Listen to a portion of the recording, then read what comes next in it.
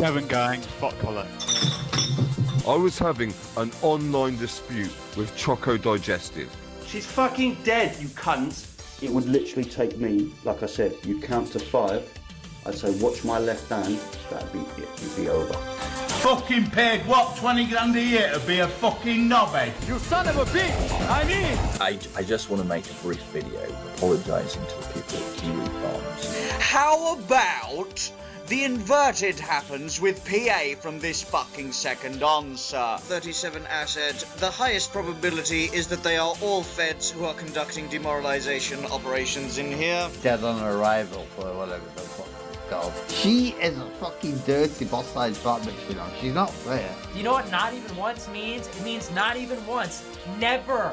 0. 0 times. No e-girl. You're a bitch. A beta male. A soy boy. A cuck. And a simp. Franco's based. I mean, all Spaniards like Franco. We are now live, Hobbit. Chris, okay. You ready for the intro? Yeah, well, that was like the worst fucking intro you've ever. That was the worst start. That was the worst start that's ever happened on a stream. There, like I started my stream late, just fucked it all up. I could hear the music on the YouTube. I could hear the music on the YouTube, but I could not hear it on the Discord at all. Oh, okay then. I can't hear. What was the music? Brookside. Is that audio, man? Is that Brookside audio? Oh, based. What? Wait, so is the thing still playing, or are we live? No, we're live. We're live, yeah. Oh, okay. We're live. By the way, don't everyone, say fuck or bugger. No, don't say. By the way, Fraser is a Scottish widow cock. He fucking loves the Scottish widow, don't you, Fraser? Oh, yeah. But they have a lot of money, don't they? We'll do again. Yeah, exactly. Just in case you want to know, Charlie or Mark, Scottish widow, okay? Yeah? I'm HSBC. Phone them up, I don't give a fuck. Listen, HSBC have got my back, yeah? They've got my fucking back all the way through this. Love HSBC. Based, racist gang. Racist bank gang, yeah? Am I right, yeah? That's what it is. We all know. I'll shut up now. Sorry. So much for your smooth intro, Chris. Well, I didn't know what was going on because I couldn't hear a single. Well, I muted and deafened because everyone was going to talk all over the fucking intro music. Oh, that's probably why I didn't hear fuck all on the Discord. That's why you wouldn't hear it because I muted and deafened. Oh well, I wanted to hear it. I love that fucking intro. I wanted to hear it. You'll put a lot of work into that. I think you should have. And listen, everyone in the chat right now, if you're watching this video, just remember that Hemmingford put a lot of fucking work into that. You bastards. So make sure you fucking donate to the entropy. And if you don't donate to the entropy, I could actually go live on the entropy. I don't even know. Theme tune for it. I mean, he can knock up theme tunes quickly enough when he wants one, but won't ever use the beautiful theme tune what I done made. Yeah. He put a lot of work into Hemmingford, did. He at least deserves a quid from you. All of you. Put a quid in now or you're a bastard. And if you don't... If all 21 of you right now would just pay one single pound, Hemi would have enough for a semi-decent curry. Exactly, he deserves at least a curry. I'm not selling for Hemi for too much, but I'm just going to say right now, if you don't give him a quid via entropy right now, you're a fucking bastard. We are live. We are. Right, hold on. It's just got to go live on the. We'll go live on the entropy. Donate to my entropy. Oh, no, you're not grifting, are you? I actually need the grifting. Yeah. I actually need the grifting. Exactly. He deserves at least a curry. You can sign into entropy. You can sign into it. Yeah, what use have you got for entropy? We are live. It's just got to go live. Exactly. Fucking entropy's live on the entropy. I'm a true nationalist. What one of you bitches have lost your bank account? He's not a real nationalist. He picked the worst bank. Mark Collett crew. Me and Mark Collett and Laura Towell are going to be best friends. We've all lost bank accounts. No, Mark and Laura. This is you didn't have gravy on your fucking form. You didn't get gravy He picked the worst bank. Right. The only best banks are HSBC and Scottish Widow. Am I right, Fraser? Yeah, anything right. else? I'm right. You Jew. Damn right. Scottish Widow has got your back. Am I right, Fraser? Doesn't matter what Fraser can say right now. Scottish Widow has got his back. Yeah. They don't care what you say. You can say any kind of racism. They got you back, okay? No, that's just my Tinder matches. That's just my Tinder matches, Phil. Scottish Oh, Widow. yeah, based. Yeah, based Scottish Widow. Yeah. Anyway. Don't forget, I'm still open to questions on the entropy, donations on the entropy, chatting the entropy.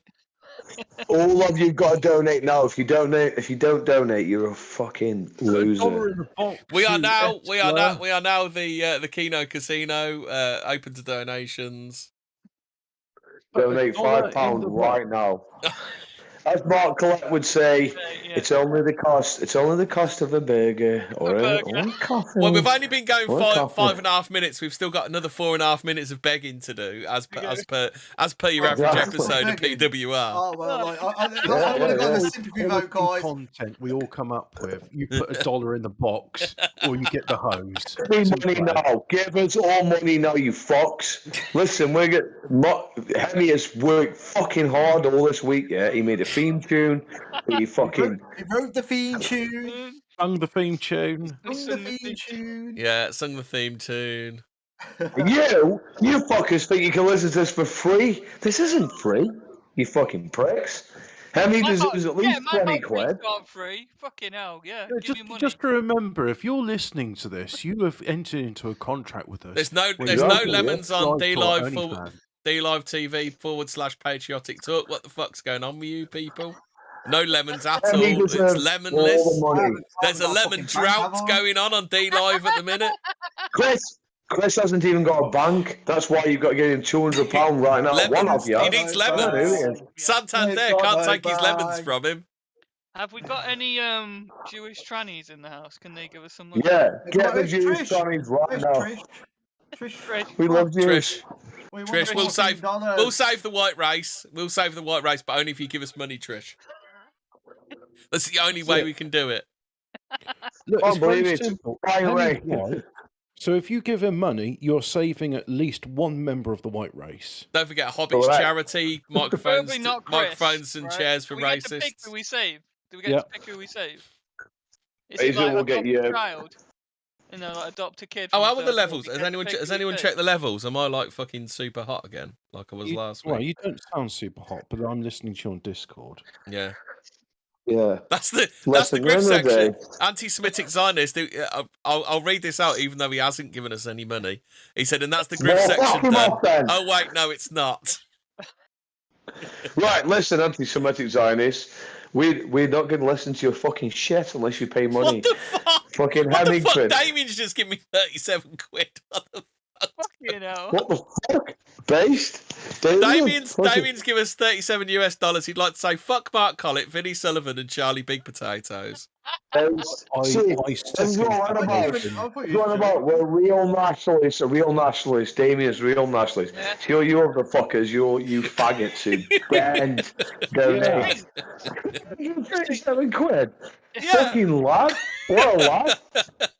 What a fucking lad. I can't get it up till I get 50. I think I've got 42 quid in there now. Right, listen, all of you listening right now, if you don't donate to Hemingford money, you're a fucking loser. Damien is just proper flex on all you fucking faggots. He is the leader of the fucking viewers right now. What the fuck? You're not white if you don't donate. Exactly. You need to donate all your money to Hemingford. Yeah. He works bloody hard. He made a bloody good theme. Chris even created an OnlyFans this week with his legs around his ears, didn't he? Yes, he did. Yeah, Grind a prostitute. Chris some money. Just go to his OnlyFans with the. Isn't it / Vincent Burke? Is OnlyFans? No, that's the only follower he has. Yeah, I just want. Who's the gay in PA that found Chris's great gay profile? The only gay in PA. Oh, actually, shit. Shall I do a poll? I'll do. Yeah, do a poll. Did Damien give you 37 fucking quid? Yes, legit? Yes. Yeah. Fucking hell, Damien, you fucking mad lad. Damien, listen, right? Damien is a lad, admittedly. He looks like Phil fucking, what's his name? Phil Mitchell from his... Grant Mitchell. He looks like Grant Mitchell, fucking Damien does. It fuck you up, Damien will. It has done more to save the white race than Mark Collett has at the moment. Yeah, anyone who hasn't given me money is not going to... The white race just isn't going to get saved. Exactly. We need to give all of our money to Hemingway Gray. All of your money. All of your money. I know you're thinking, oh, I need shopping, I need to pay for the gas and electric. Wrong. Wrong. Right, so what options are going on the poll? Who found Chrissy's grinder? So it's Charlie. Definitely Charlie, yeah. Charlie found his grinder. Yeah, sorry, I mentioned his name, didn't I? The phimosis survived. But if you got phimosis, wouldn't you have to be a bottom? Like, you couldn't be a top and a phimosis sufferer, would you? What the fuck? That's a bit sexist. No, but he is. Listen, like, we're not going to mention this guy, whoever his name is. Whoever his name is, he's desperate for attention. We'll call him Vinny. Just for the sake of argument, we'll call him Vinny. Yeah, and he's got phimosis. His dick doesn't work properly. You know, and it's a serious issue that affects a lot of people in this country. Like, phimosis is a serious issue that affects the people of our country. Can't have an erection without pain, and can't pull back the foreskin without causing damage. So he'll have to get a circumcision. What? No, yeah, exactly. He'd have to get a circumcision. Circumcision. Let's just say, for the sake of argument, we now have a poll in the chat. Who found Chrissy's grinder? Charlie, phimosis sufferer, gay boy band member, or mountain bike Mark? Probably Charlie. I'd take Charlie. Phimosis sufferer's getting 100% at the minute. Yeah, we shouldn't mention his name. Don't mention his name, because he shall not be named. He is Voldemort. He shall not be named. Right, I'm just gonna go and get something to drink. I'll be back in a sec. Damien, where the fuck did you get 34 quid from, you mad bastard? Well, David, I can't believe that. That's amazing. What a legend. Wouldn't be possible without Santander. You can browse their selection of loans and mortgages and credit cards. But if you want Santander.es, that's Santander.es. If you want a real racist organisation that backs Fraser, you go Scottish Widow. Scottish Widow got your gang. Yeah, they got your back. Scottish Widow. We haven't got sponsorship from Scottish Widows, so they can get to fuck. I'll work on it. Fuck them. Yeah. By the way, JML still owe us money. They do, yeah. Yeah. Listen, right, at the end of the day, this is what's going to happen. Every viewer of this stream right now, you've got to give Hemingway Gray at least. You got to beat Damien. Damien is officially the leader. You've all got to give Hemingway Gray money. We're not going to get any of this money. I don't want his money. If Hemingway Gray said he is £1,000, I'd be like, I don't want your money. Fuck your money. Well, I'd expect him to buy me drinks at the pub. Yeah, definitely, yeah. You know, if he's doing that. And by the way, drinks in the pub is saving the white race. So donate to the chairs, microphones, and beer tokens for racists. We promise that Hobbit will breed. We'll get you breeding, won't we, Hobbit? We'll get all of you breeding. We'll create loads of babies, right? If you give us £1,000 right now, we will make sure. Very cheap, and I've got to say, you know, every time you donate $1 in the box, I will take a zinc tablet.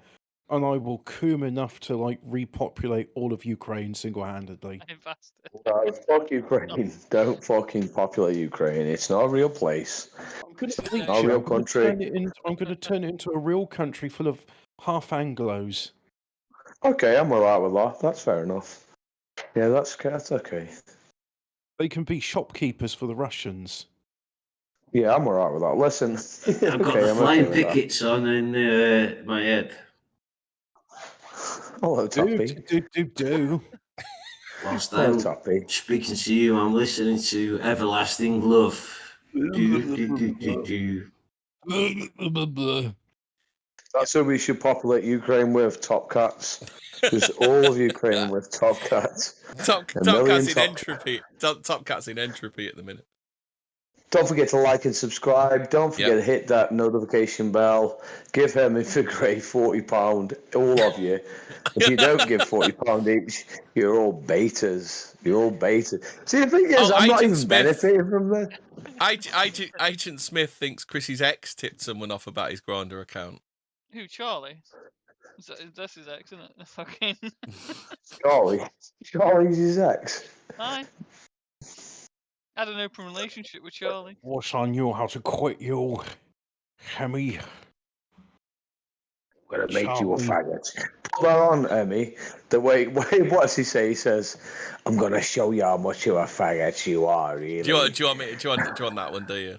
On the drop, Yeah, I'm the chocobo drop, toppy chocobo drop. You go have that. Did you? Right, so you wanted the. Hold on, I just got to find the. This one. I'm giving Dion Mollet In fact, two don't give thumbs up, Henry. mate, and a big she-hile. That one. No. No, wrong one. Anyone who's going to give Hemmingford money, just don't, because he got it wrong. You mean you wanted You're this one? fat, you're weak, you're a faggot. And you're about Every to find time you out how donate much a you're dollar to fucking Hemi, very there's soon. a chance you might find the right drop. Was he? I right did that deliberately wrong because it was like, I'm giving Dion Muller big C Kyle and 2 thumbs up. It almost surprises you, like how he got arrested. Like it's weird, isn't it? I don't know how it happened. The mystery. Where is Charlie? Anyone seen Charlie? Where's Charlie? He was proper triggered by that one. When we were like, "Where's Charlie?" And he was like, "He's fucking bastards. How the fuck did you know I got arrested?" Listen, we love Charlie. He's a prick. I hate him. And that's the opposite of love. I love him. Are we going to do some content? Are we going to do some content? What we do first on the content? I love Charlie Big Potatoes as much as I love Monkeypox. Yeah. Listen, I know topical stuff. I follow current affairs. Listen, put your Ukraine decorations away. We're going into Monkeypox now, lads. With Monkeypox, all you need to know is if you're gay, stay away. If you're black, stay back. That's all you need to know. Gay, stay away. Black, stay back. Here's a top tip. be Right? alright, If you're looking to celebrate Monkeypox season, but you're doing it on a budget, don't despair. You can recycle your George Floyd celebrations. Yeah. Happy Monkeypox, everybody. Yeah, don't stay. At the end of the day, it's not racist or homophobic. Just stay the fuck away from blacks and gays. That's not racist or homophobic. No, but just stay away from those people. If you stay away from gay bathhouses, where we're still not an hour into it, where black bundle of sticks hang out, then you're fine. Oh yeah, that was very clever. I like that. A black bundle of sticks is. Don't you mean digger bundles of sticks? JCB done bundles of sticks. I bet. Digger's Brian Matthews' finest. Oh wait, yeah. Is it Brian Matthews? Who's Brian Bernard Matthews? Bernard Matthews, the turkey. They make the turkey drummers. He also Turkey makes that Twizzlers. West Country delicacy known as the bundle of sticks. Right, so what content do we want to watch first? Do we want to watch the fight of the century? Yeah, definitely. Right, so interact. Right, are we ready for this? The fight. Ethan Ralph decided to go to Portugal again, didn't he? With hilarious results. This is only 3 minutes. This video. Cog looking like an absolute bomb right now. Can it look any worse for him? Wow. Sad. Hey, you should get Major Creepy Boy. Hey. Yeah. Matter of fact, I didn't even know for sure I was gonna go out and do a show like this today. But he was talking so much shit. I was like, yeah. Look at him. Look, absolute king, isn't he? Look, smoking his cigar. Cuban. Do you think I was gonna hide? Yeah. Tickling his big fat double chin. Actually, that that orbital bone smashing sorted his face out. He's only got one pig slit now, hasn't he? The other eye's opened up a bit, isn't it? The thing which I noticed about that is if you like freeze frame the bit where he falls down, you can notice like for a split second he turns Chinese. He's already pretty Chinese, isn't he? The pig slits. Yeah, but he gets proper slitty-eyed when he falls down.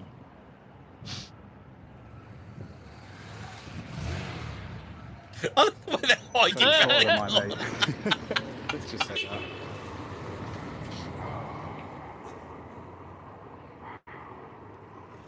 Pressing? Nah, we're too public right now.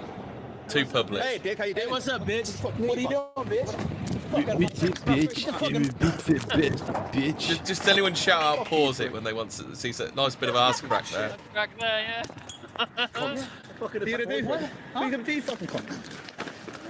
Look at this! I've got to do the thumb in the mouth is the best bit, isn't it? Too late now. I just want to see that, close up of when he turns Chinese. Look at that, the thumb right in the. Was he trying to grab him by the throat and missed, or was he actually going for right in the kisser? Well, it's a bit difficult to grab onto because where does the chin end and the neck begin? Where does the chin end and the chin start and the fucking torso begin? He's got a. Wait, if you have a cankle, what's like the neck version of the head? He's got a hest. He's got a hest, does he? Does his head go straight in the chest? He has a Rudolph hest. A Rudolph hest. Ah, see. Oh dear. So what have we got?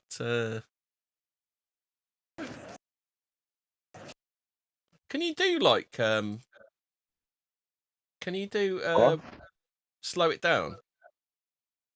I think so. Yeah. Settings, and go to like 2.2. 0.25. Yeah, that's it. Honestly, that fucking bass gets smashed. Here we go. Oh,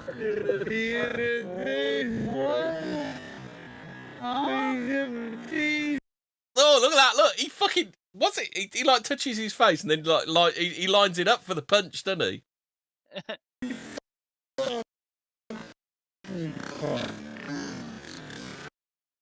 Just love the way he does Ralph fall over, or does he get shoved to the floor? I don't know. Look at blood already. Look, he fucking bleeds well, doesn't he? Fucking hell. Oh, dot and comma to go. Oh shit, yeah, you are correct. Oh, you can go for right. Nice one. Thanks, the Interdimensional Lizard.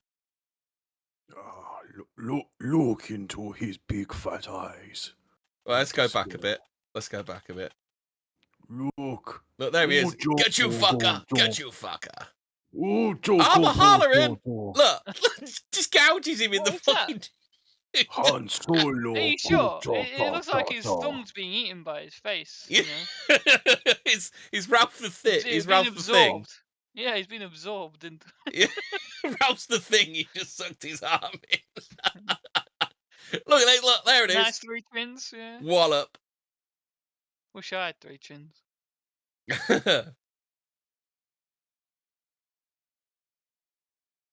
Here we go. And then he shoves into, because he looks like he's pushing down. Is he pushing down, or has Ralph just fell over after one punch?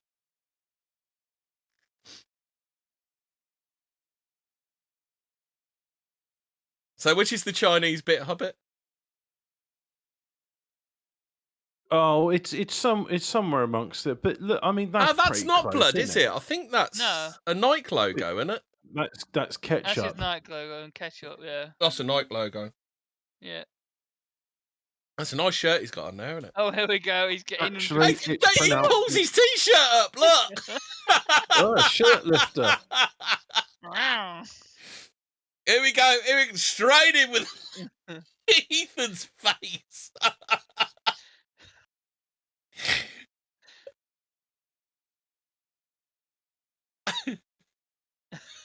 Just a pathetic attempt to. Here we go. Look. God, dear, there's some flesh on show here, isn't there? Why does Ralph do this though? It's like he gets battered every single time, doesn't he? Well, he's 2 for 2 on trips to Portugal now, isn't he? Yeah, it's like, why would he even do this? Well, apparently he's been baiting people all week. He's not. Is this how he gets his content now? Just like getting I think so. I think he gets his content by just being an annoying dickhead. He gets battered, and I think he accepts that he's going to get hurt. But the thing is that it doesn't matter to him. It's like he gets money from this. Like people are still. I want to watch his streams. Like this makes me watch his stream. Every time someone hurts him, I want to watch him more because he's an horrible cunt. Well, you've got people feeling sorry for him, like Uno, and Tracy earlier said she was feeling sorry for him. Yeah. But apparently he's been baiting Cog. He's been telling everyone where he is. And I'm a hollering, and I'm the hardest man in the South. I'm going to fight y'all. I'm going to batter you. I'd be in prison. Isn't he? Yeah. Isn't he gone to prison for not paying child look. Fucking look at that. Look, is that an impossible position to lay in? Or something? It's like one of those gymnasts, isn't it? Like contortionists. It's like, what's going on with his arm? Is he dislocated or something? It's like, what the fuck? Is he like the thing? He's just reforming, is he? After he's been thrown on the floor. No, I got it. He's a skinwalker. Yeah. He's losing his human form. Oh, Jesus Christ, that's a decent cut on his chin there, isn't it? Oh, he's dazed. Oh, another one. Jesus. I mean, the punching technique is a bit weird, isn't it? Yeah. It's like, look at the guns. Look at that belly button. That belly button's about 6 inches long now, look. He just looks like a bag of jelly, doesn't he? It's just insane. He's like Stretch Armstrong, isn't he? Yeah. Like, you can't hurt him because he's that fat that you'd have to punch through his fucking heart or his Does he have bones? Does he have bones? Is he an invertebrate? Yes, yeah, he's like a fish. That's a bit, yeah. I think they were saying, they were saying on Kino Casino, like he's like that blobfish, you know, the one from the bottom of the fucking sea. You can't hurt him. Like, you can try to punch him as hard as you want, but it won't do anything. Jesus, those fucking shorts, they're the weirdest. Like, why ain't he wearing fucking cargos or something when he's on holiday? I got it. He's the T-1000. You punch him and he just turns into liquid metal. And his head will and his face will just appear on the back of his head or something. So... Is that what he's looking for? He's looking for Sarah O'Connor, yeah. Sarah O'Connor. I'm looking for Sarah Connor. Sarah Connor, I'm gonna fight you. Look at the gun. The way it's just like undulating and fucking moving around. He doesn't give a fuck though, does he? It's like you can hit him as hard as you want. He just lets the gun hang out, doesn't he? Like any normal person, you'd kind of you'd pull your t-shirt down, like try and retain a bit of dignity, wouldn't you? I mean, he's got a set of knockers that would rival Miss P's, hasn't he? Dignity, oh yeah, definitely. Yeah. I don't know what dignity is. I would go with Rob's knockers.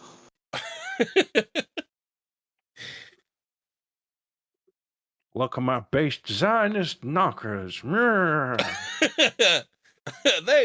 Them's wise nationalist knockers. Sarah Connor, you're numbered. Yeah, apparently that handbag he's got there, it's a woman's handbag. It's a $25 woman's handbag to replace the $2,000 one that he got stolen last time. Oh fucking hell! He likes this sort of stuff, doesn't he? Look. There you go. Fuck you. I'm a harlot. I'm gonna fuck you. Fuck you. Fuck you. Bitch, you're gonna get fucked in the ass, bitch. What does he look like? He looks like some sort of demon creature to me. What's going on with his nose? Fuck you, because Sarah Connor. You're gonna Fuck you, Sarah Connor. I'm gonna kill your Terminator. I'm a better Terminator than yours. I'm gonna crush you under my metal tits, Sarah Connor. Look, there's the gun. Look. Liquid polymetal. I'll put it on normal speed in a second so we can hear what's said. But like, there he is. He's on the floor. He's been absolutely felted, and he's like, I know what I'll do. I'll ask for a kick in the head or a fucking kick in the nuts or something. Why does his belly button look like an arse crack? Well, it actually looks like a. If you saw his stream, like the last image on his stream after he gets hit, like his gun actually looks like a ball bag, and I think it does it again later. Yeah, so who was it saying yesterday about it looking like a asymmetrical ball bag? Yeah, I can't remember who was saying that. Like it hangs low. I don't get what Do your that balls thing hang is on low? the Do they floor swing there. to and fro? Can you tie them in a knot? Can you tie them in the bow? I forget the rest of that song. Can you tie your gun? Does your gun hang low? Can you tie it in a knot? Can you tie it in a bow? Do your balls hang low? Oh no! Look, the gun's off again. Look, it's got a. Does the gun have its own? Have its? Is it a prehensile gun? Is it? Oh, gun! It just look at it go. Actually, he's got a fucking decent bruise on his forehead there, isn't he? Oh, the gunt. The gunt. The gunt is on fire. I'm a hollering. I'm gonna be a hollering in a minute.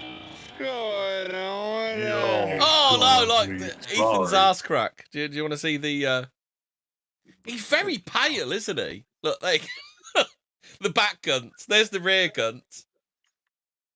He's got two gunts. Does he literally have like what goes on in his trousers? Then is that just like the crease? Is that just the crease that joins the two gunts up? Just remember, guys. This is Mark's mate. Mark's mating mate. Yeah, that is a point. Why didn't Cog fight him? Why did he bring that guy along to batter Ralph? Which is kind of unfair, really, isn't it? Well, this is like nationalism, like, well, not even nationalism. It's just fucking, I don't know what you call this. Reality fucking. Yeah. That greasy, blubbery shit show. What's going on here? Hold on. He's still on the floor. Well, yeah, bear in mind, it takes a long time for someone so fat to get up. No, he goes down a second time.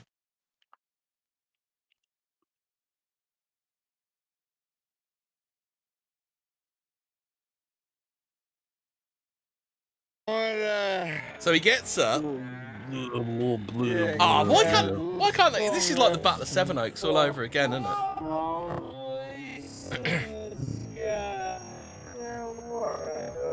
In case this is their first show, remind them what the Battle of Sevenoaks was about. It was about two lots of middle class people having a fight in a Marks and Spencer's car park. That's funny. It's funny because it's true. It's alright. So the camera, like shit camera work, Cog. It's like sort your fucking camera work out.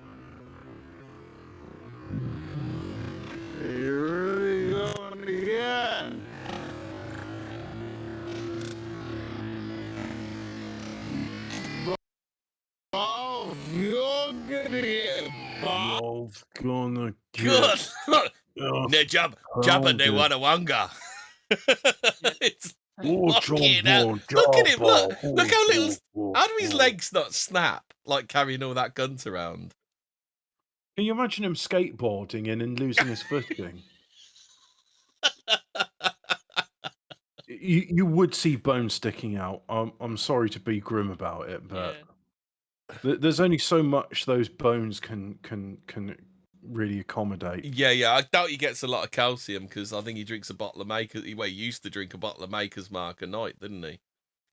But then that dude fucking battering him's like got little skinny legs. It's like the battle of the skinny legs, isn't it?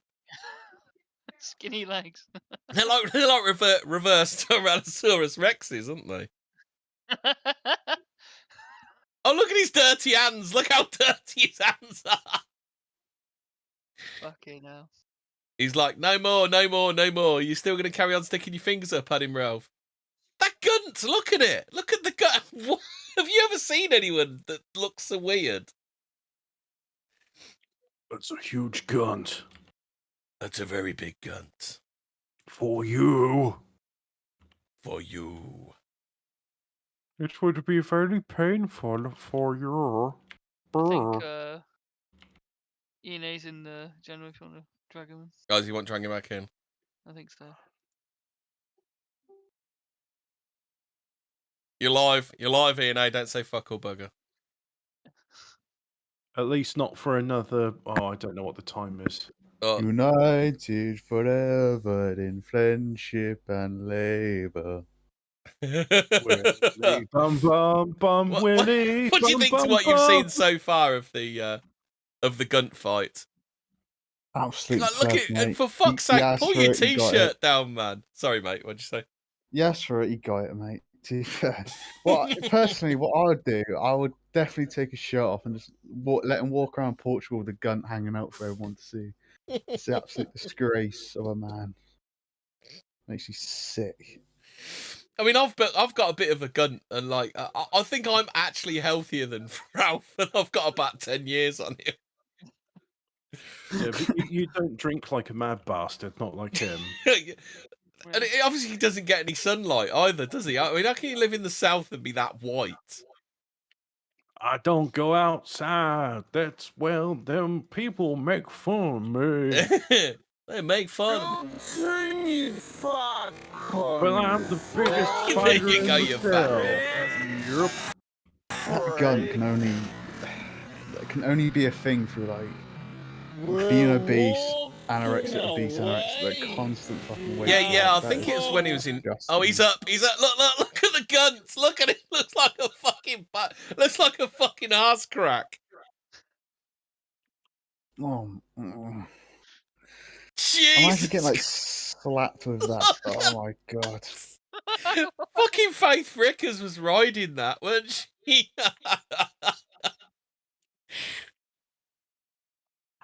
Maybe she likes. Look at it. Look, it looks like an arse crack. It's like, how can you have an arse crack on the front? My front ass. What are you saying about my front ass? Hobbit, what do you think to the front arse crack? It's obscene. Just like, what goes on inside for it to do that? What goes on? I don't know. Ian A had it right. That guy has been through some drastic weight changes. I mean, if the gunt's that big and saggy, he must have been even fatter in another era. Yeah. Why does it have a slit though? And like, what's going on? Has he been stabbed by a sword? Like, why is there like a slit in the middle? Sandwich bar says big nads. Look at it. Look. Oh. What does gravity do? Like it actually looked better when he was on the floor, didn't it?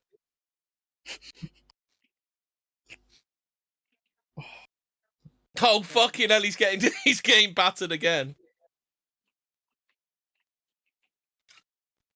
He's getting battered again. I gotta say, this hog faggot can't hold a fucking phone seriously.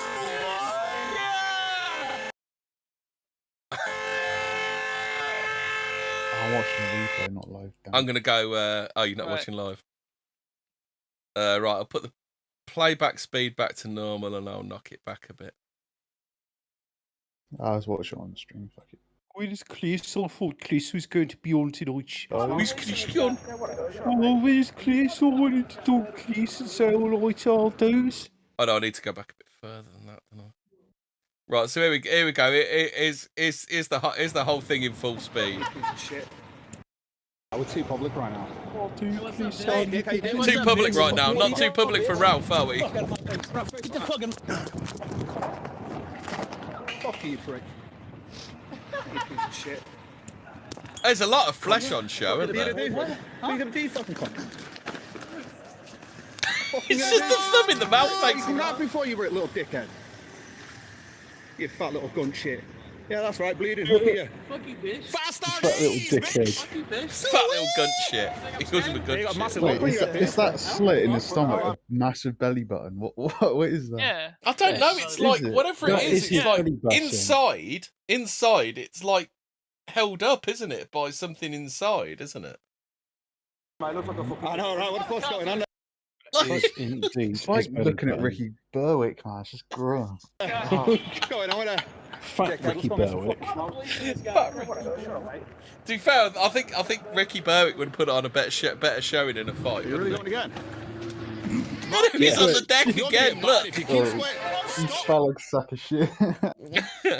Is Ethan Ralph like the American Formosus survivor?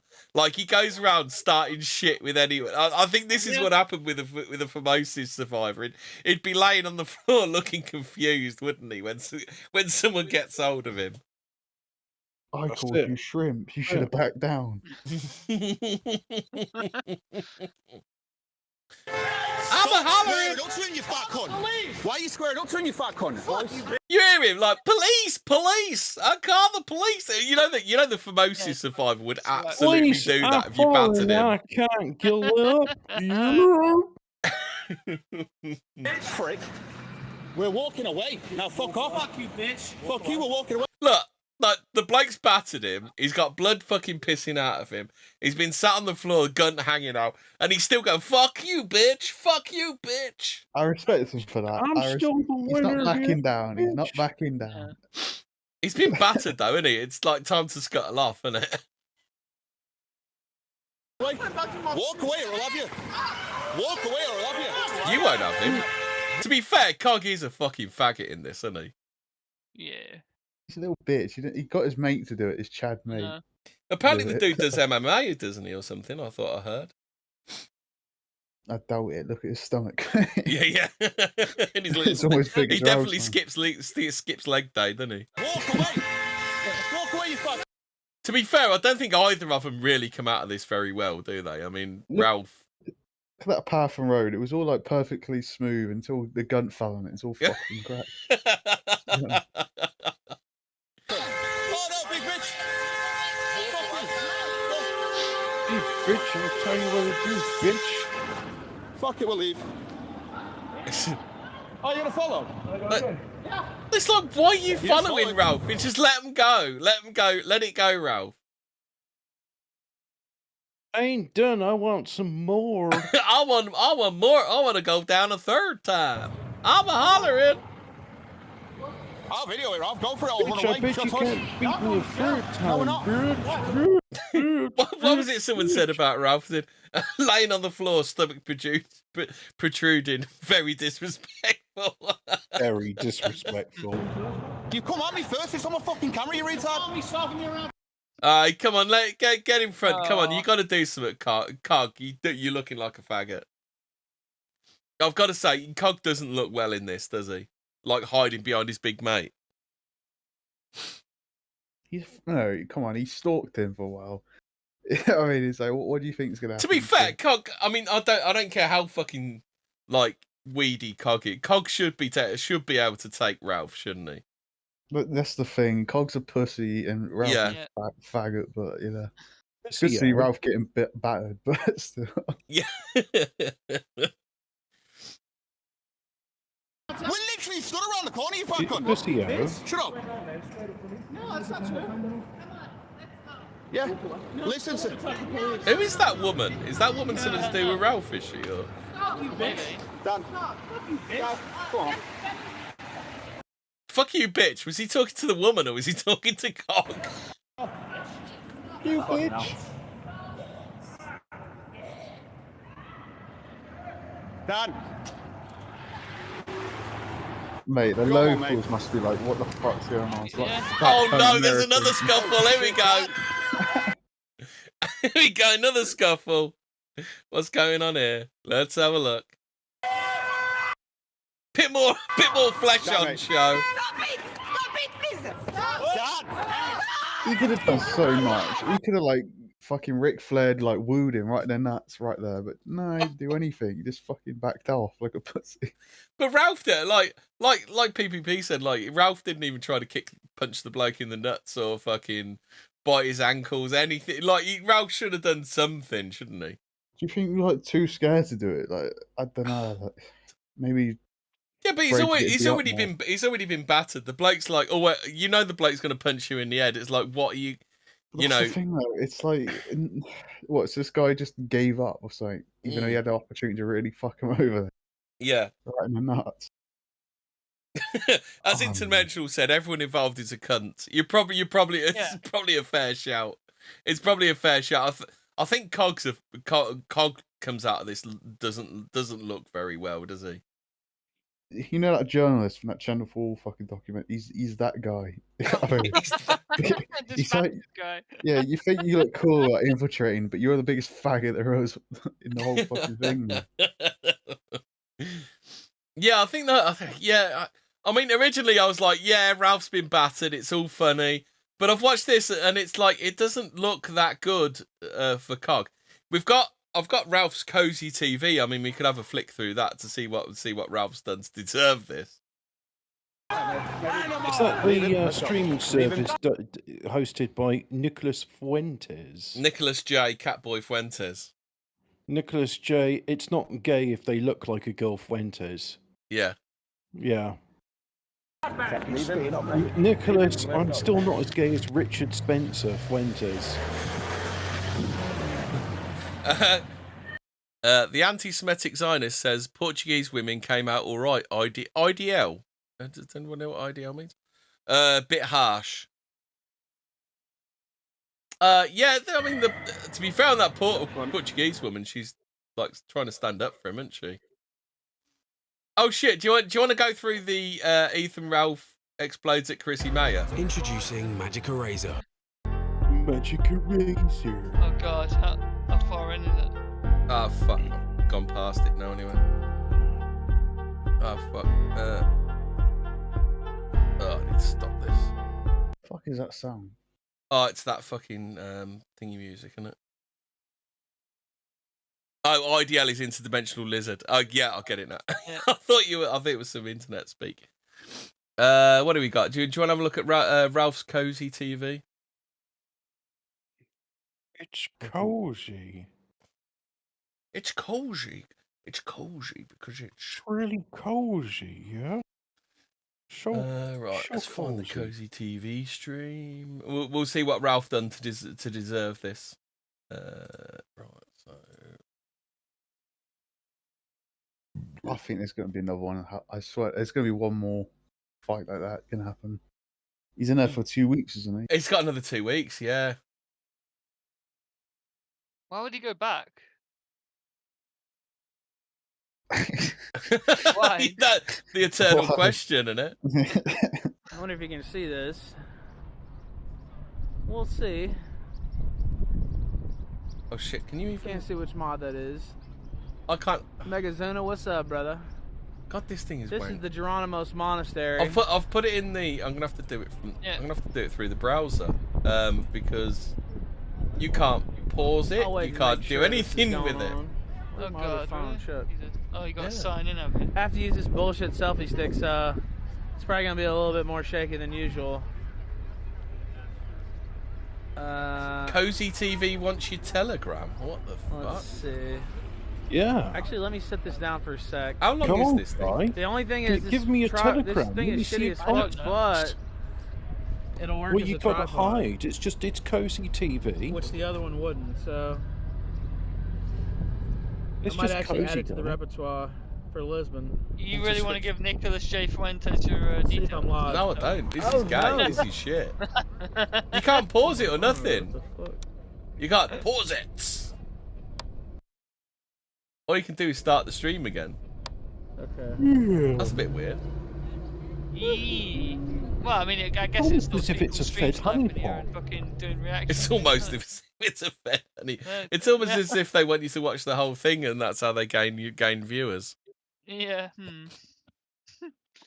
Yeah, right. I like sitting and watching mosques. What the fuck that is?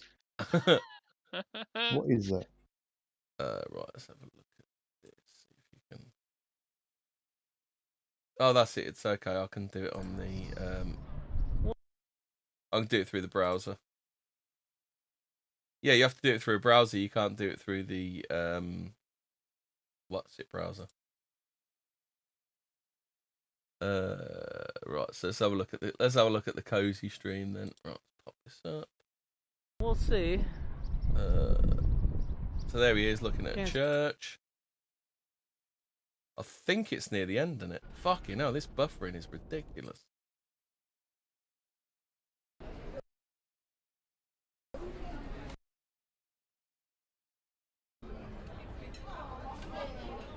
Really? They do octopus there? Octopus is like a national Alex dish Jones here, on Portugal, Cozy I don't know. TV. Octopus is like a national dish here.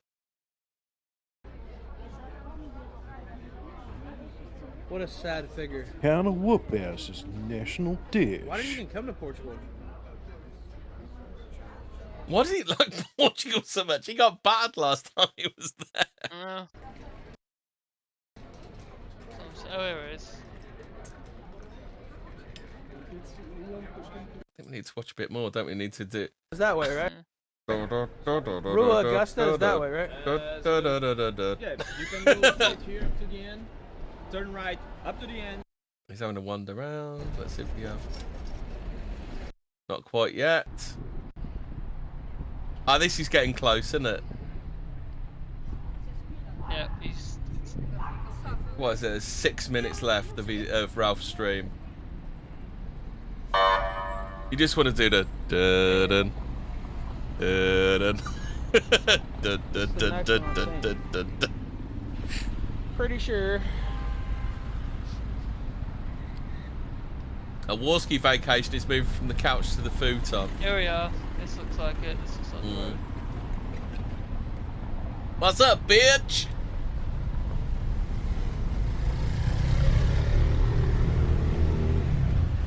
It's okay.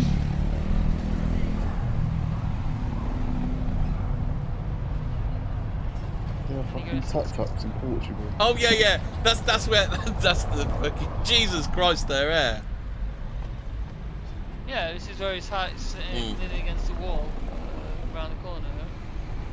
Yeah, there's only what 6 minutes left of the live stream. Yeah. 5 minutes now. This is daylight. This must have been like you know, done a few hours ago. This is the but just imagine like Jaws is cruising through the water.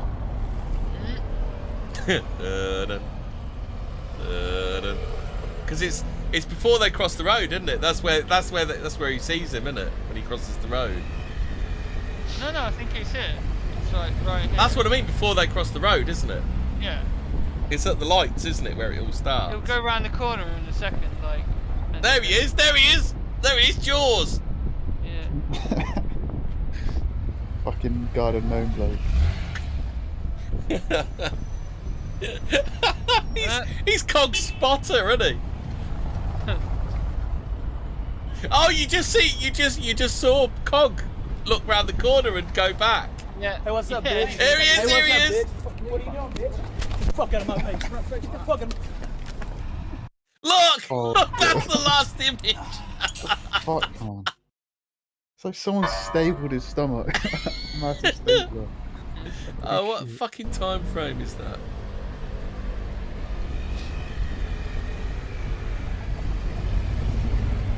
Fuck you, bitch. I'll try to get it on. It's like, imagine you're watching that live stream. The last thing you see is like something that looks like a hairy pair of bollocks.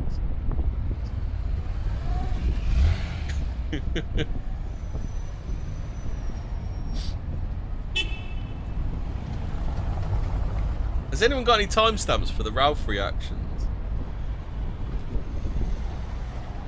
Hey, what's up, bitch? Hey, what's up, bitch? Yeah. What are you doing, bitch? Fuck out of my face. fucking. There it is. It's just like, what the fuck is wrong with Ralph's skirt? What is wrong with Ralph's skirt? What is going on with it? It's like a thing of its own, isn't it? I need to make that like like intermission cards you get on TV. Intermission card, but it's Ralph's gun. Bum, bum, bum, bum, bum, bum. Bum, ba-da-da-da-dum, ba-dum, bum, ba-da-da-da-dum. Do we have any time? Do we have any timestamps from your interview with? Because we obviously need to speak about. We called it Collett Debunked. You got any timestamps from your History Debunked interview, Fraser? What on the actual interview? Yeah. I need to find the interview as well, don't I? No, there's the links in the thing. Should be links in the links in first the section. Yeah, it's anybody. Where's Chris? Where's Chris gone? Have you upset Chris again, Fraser? I don't think it was me. Was it Phil? Phil upset Fraser. Maybe. Where is it? Debating Mark Collett of the... Going live, yeah. Which one do you want me to do? History Debunked, supposedly deleting comments made by supporters of patriotic... a response to Mark Collett. Links now. In the notes...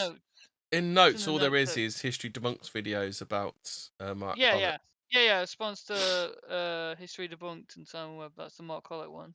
Which one's the best one to start doing in order? Oh, what? Yeah. So let's do why patriotic alternative is destined to fade into oblivion. Right. So, browser.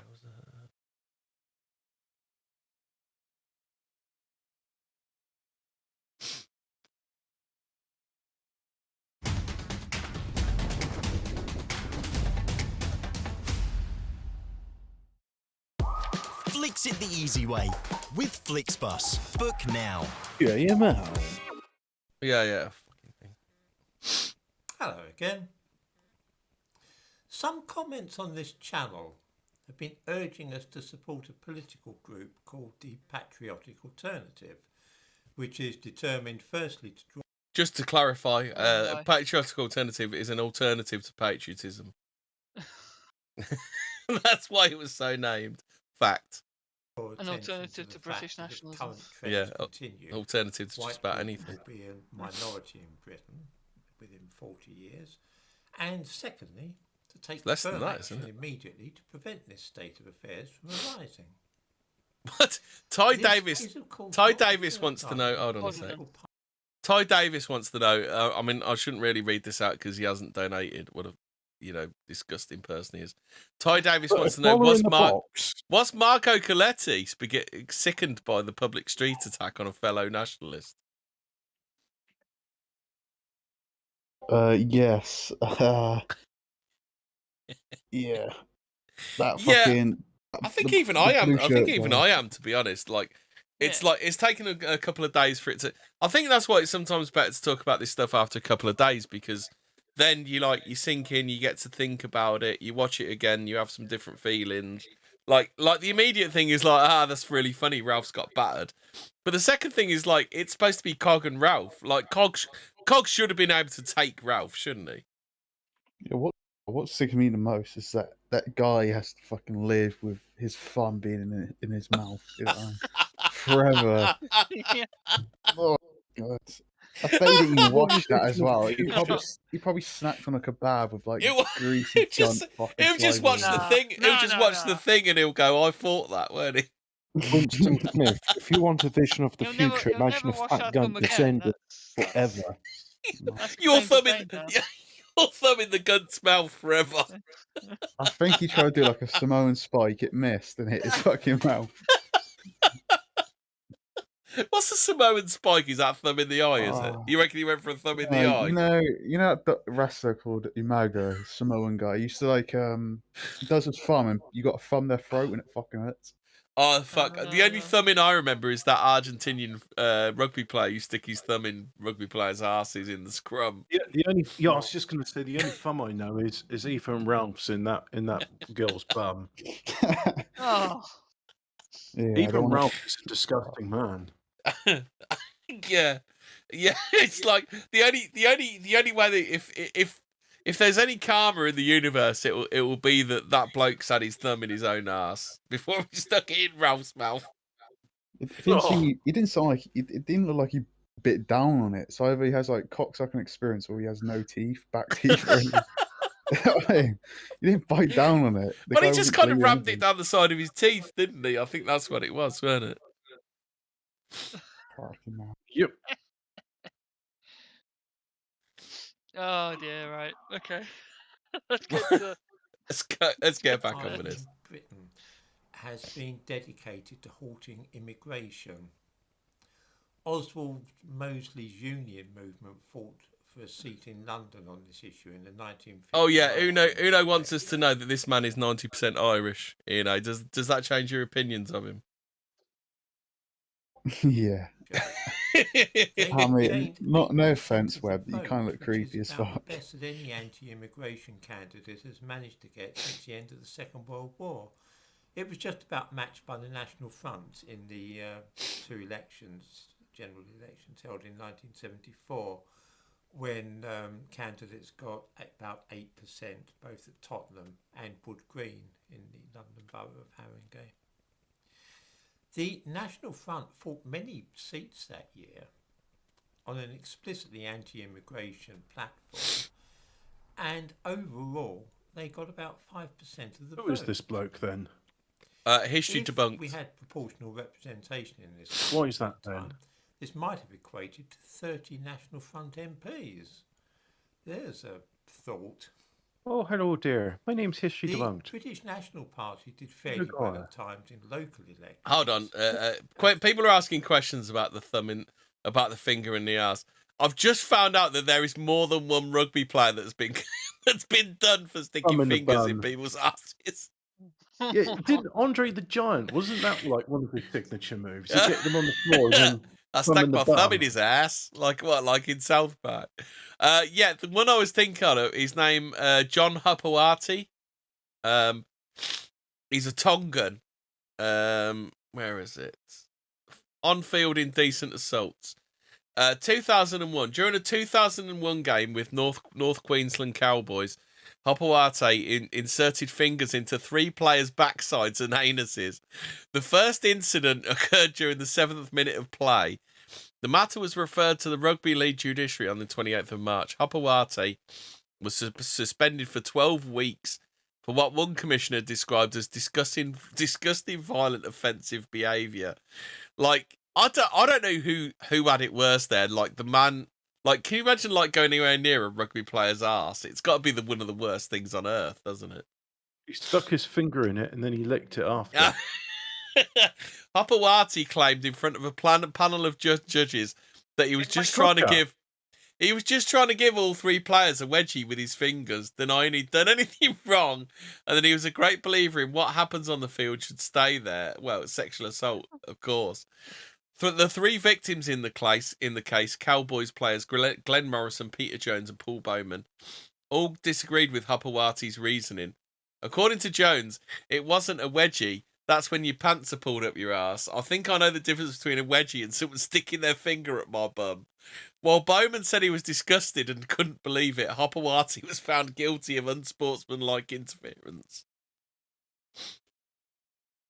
So there you go. What happened in like one game? Three guys in one game. 3 guys, 1 game. Oh You're not seeing God. that video? 3 guys, 1 game. The thing is, they got to share a shower room as well. So, like, back to the wall, lads. Yeah. Like, guy thumbing your ass every time you drop the soap. Yeah, but the thing is, this isn't it. I put rugby player finger in bum. Yeah. Kenny Edwards handed 10-match ban for putting finger up the bum of somebody. Catalan's Ace Tompkins hit with 8-game ban for finger up bum. It's like, Jesus Christ, what is going on in rugby? Rugby is not a gay homosexual sport. No wonder wants to play rugby. I mean, it is a Welsh sport. There's the other. You know about the Welsh. Oi. No explanation. Watch it. Lot of practice there in those Dales, eh? Fucking for the rugby tournament, yeah. Rugby's already come out, isn't it? It's that what's his name? The gay Welsh guy that keeps banging on about the fact he's gay all of the time. I'm the only gay in rugby union. I'm the only gay in rugby. What's his name? Is it Evans? Something Evans? I don't know. I can't remember. Tom Jones. Kenny Evans. Anyway, let's get back to some debunking. Yeah. I'm debunking.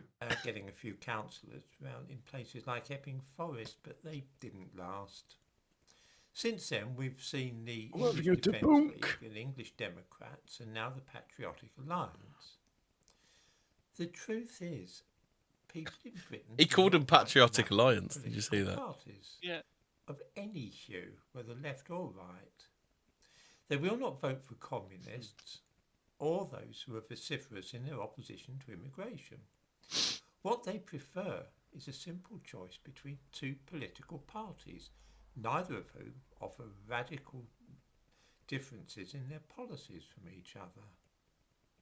I was looking lately at this book, which, believe it or not, when it was published, was a school book. It's got masses of information inside it, including the detailed results of every election held in Britain between 1832 and 19. Isn't it weird that they used to teach people this this, and they don't want them to know it anymore? In the 19th century, the British liked to choose between the Tories and the Liberals, and today they only want either the Labour Party or the Conservatives. In Scotland and Wales, of course, the position is a little different, but in England we've never wanted any third party. Only 5 communists have ever been elected in Britain in the course of the last century, and no fascists at all. It's a long while since we've had a communist MP, by the way, 70 years or so.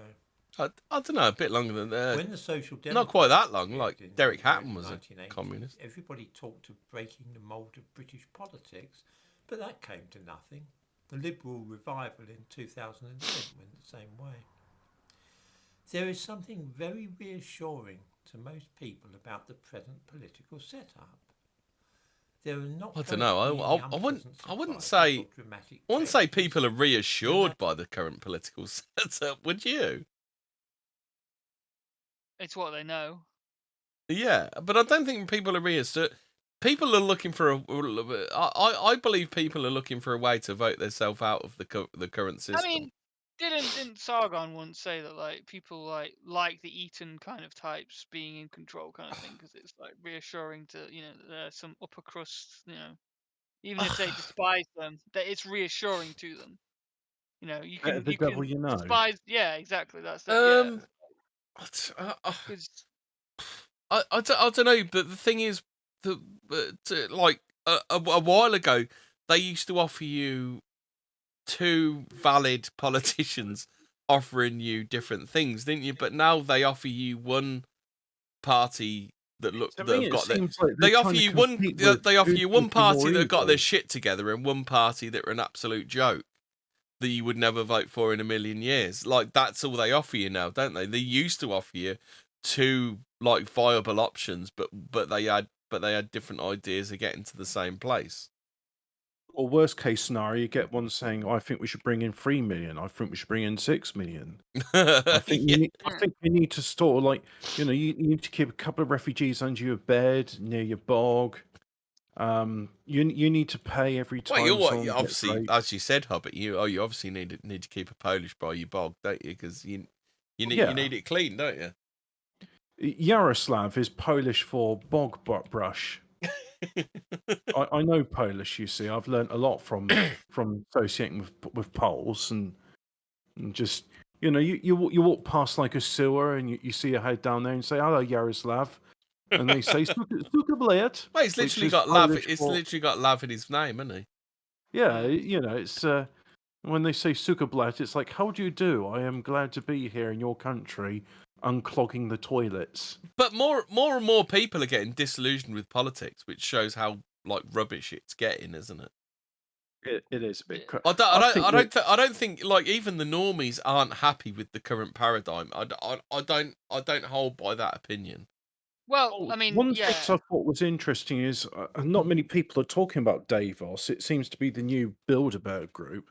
Yeah. But Klaus Schwab was, doing a speech, and behind him the poster I remember said, when Davos used to just be a Doctor Who villain. Yes, and behind Klaus Schwab, the poster was saying World Government Conference. And I'm like, they're not even being subtle anymore.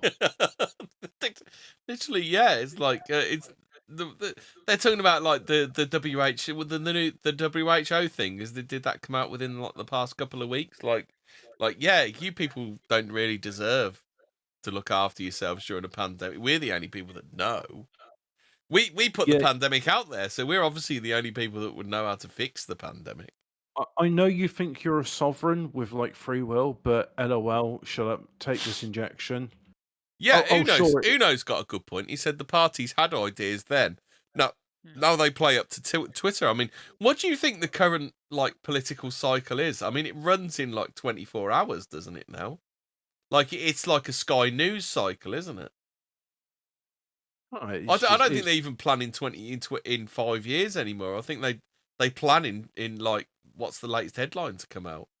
It's just worthless. We're winging it. Is that it? Is this British politics in the year 2022? We're just winging it. No, I wouldn't even say it's winging it. It's like it's not.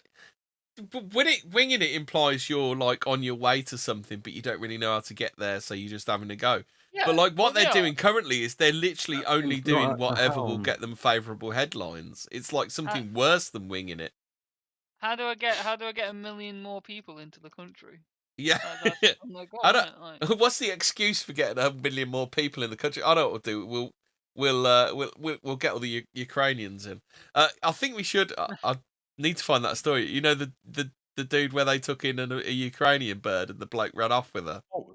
The argument is what's better, 10 Ukrainians or 1 African, and why can't it be 10 Africans for every Ukrainian? Why can't we have all of Africa over here? Actually, you know what? Legit, why can't we have all of Africa over here and then we'll go to Rwanda? and then say to the Africans, oh no, you don't want to come here. It's got Ebola and AIDS and it's terrible. No, you're far better off in that country, with the rain and no sunshine and stuff. Ebola AIDS, yeah, sickle cell Ebola AIDS is the cure for all of these problems. Is that the bait and switch? We're just telling everyone to. Yeah, we'll just do a country swap. We get Rwanda, and they get our country, and then when they say, the roads don't work anymore. You mean like in Star Trek 3, the search for Spock when they all teleport aboard the bird of prey and the Klingons teleport aboard the Enterprise. Yeah, pretty much. And then you get saying it's like, hey, nothing works here anymore. It's like, well, that sounds like a you problem. You want to come back? Oh no, I've got this lovely Klingon bird of prey now, which looks way cooler than an Enterprise. No, you don't want to come back. Trust me. No, we still got famine and AIDS here in. Oh, it's all completely fucked here. You can't even get a truck of gravel. Yeah. It's terrible. You don't want to come here, mate. No, you're better off where you are. Yeah. I thought it was DS9 episode. No, it's Star Trek 3, isn't it? When they're aboard, the Genesis planet. When the Enterprise is fucked and it's about to blow up, and they get all the Klingons aboard the Enterprise and they beam aboard the bird of prey. Isn't like the bird of prey like way cooler than the Enterprise? Yeah. I suppose it gay as shit, man. The Ferengi warships look much better, to be fair. I like the Romulan warbirds. They're the coolest design. No, I think it's the old school bird of prey. Definitely the old school green bird of prey is the coolest. Alphabet Cat, Star Trek 3: The Search for a Starship for White People. Well, that's literally what it was, isn't it? Because didn't the Star Trek in like the Klingons in the original series, they were just black people, weren't they? Well, because no black actors existed there, they all just went in blackface. Oh, I that's find true. that funny, Yeah. considering Uhura was a black, but with the Klingons, they just were like, nah, just rub a bit of Bovril on your face, mate. Yeah, that'll do. And then they went to the Sara Lee chocolate gatto head, didn't they? Oh, with the Cornish pasty. Yeah. The Cornish Oh, I pasty see era. that. Oh man. Are we Star Trekking again? Let's get this video done. There's only I 2 like minutes Star left. Trekking. It's cozy. Yeah. No, it's not cozy. It's YouTube. Hey. Whee. See what I did there? No matter who they vote for, The funny thing. both parties wanted to stay in Europe. Both are committed to large-scale immigration. Both are determined to keep taxes high. Neither wants to reform the NHS. Both sang from the same song sheet during the COVID business, although both leaders knew it was nonsense, which is why they attended social gatherings without any fear. He's I've got to give him his due. He is a sensible guy, isn't he? Yeah, he is. Yeah. He's kind of like a very mainstream politics kind of guy, but he knows what's going on, doesn't he? Yeah. He's realised the what we're facing, the demographic. Yeah. They're going to carry on much as before, which does rather seem to be the way that the British and particularly the English like it. You can't say people like it though, can you? Because there's no way to vote your way out. If because it should be like, here's the pro-COVID, pro-immigration party, and here's the anti-COVID, anti-immigration. That's how the democracy should work, isn't it? Well, you'd think so, right? If there was, especially with something like Brexit, like, When I was a teenager, I thought a brilliant idea would be, what if you don't vote for parties anymore? So, like, whatever party's is in, you just vote for policy. I think Actual maybe. democracy. I think maybe you're going too far with that, Hobbit. I've thought about this, and my opinion is get rid of party politics, where you only vote for MPs. Because then the local constituency can lean on the MP and put pressure on the MP, can't they? And there's none of this. But I would also abolish them from ever going to London and Westminster as well. There's no reason that MPs should gather. Other than to vote. When they gather, bad things happen, don't they? Yes, it's when they get together that's when the trouble happens. Well, you still need a fucking governing body, like even in a representative democracy. Oh, but you keep them away from each other as much as possible, though, Fraser. You don't have them mingling the way they do at the moment, because the problem is that I don't think it's just I don't think it's the mingling that's the problem, is it? It's the well, of course it is, because they all go down to that there London. You've got the House of Westminster. You've got BBC TV down there. You've got all the journalists, the media, everybody's down there. Hemi. If the Jungle Mumps have told us anything, when these politicians start mingling, that's when you get all these horrible venereal diseases. They need to be quarantined away from each other for our own safety. Keith Vaz didn't. He was just waiting in at 11 p.m. for his decorators to come round. Yeah. The decorators that were going to paint the inside of his arsehole with cum. I'm sorry. This is reserved for Nicholas J. Fuentes' conversations. To see proportional representation, because that would upset the apple cart. Because they have to name all the MP expenses. That's why all rent boys are now known as John Smith. No, John Lewis. System. The proposed alternative was made so complicated. Almost got that right. People couldn't understand it, and so they voted to stick with what they did understand. I'm saying nothing about the possible merits of the patriotic alternative, you understand, and neither am I criticising it. Rather, I'm explaining why it will not come to anything in the long run. Ordinary people don't want change. They just want society to muddle along in the same way that it has done all their lives, and they don't want to see the boat rocked. This may or may not be a good thing, but it is certainly how the vast majority of people feel as they demonstrate each election. Boom. Oh. Yeah, they don't want to see the boat rocked. I think we do need to rock their world, though, don't we? We do, yeah. I think that's the point, isn't it? You know, it needs to be a shock to the system. You know. Yeah. I mean, and this is why I think there's so much pushback against, like, you know, the demographic stuff, is because it is a shock. You know, and they know it's happening as well, and it's kind of just like, you know. Do you know, I think they could have got away with the demographics if they kept it off the TV. I honestly do. Because people look around their local area, they see their local demographics, and they kind of like. Well, they kind of do, don't they? They even with the TV, they still kind of pretend like, you know, certain things aren't happening. Like, I mean, EastEnders is a prime example of this. Like, if EastEnders was, you know, congruent to the, you know, racial demographic makeup of the area, then that place would be blacker than the Ace of Spades, wouldn't it? Like, this is, you know.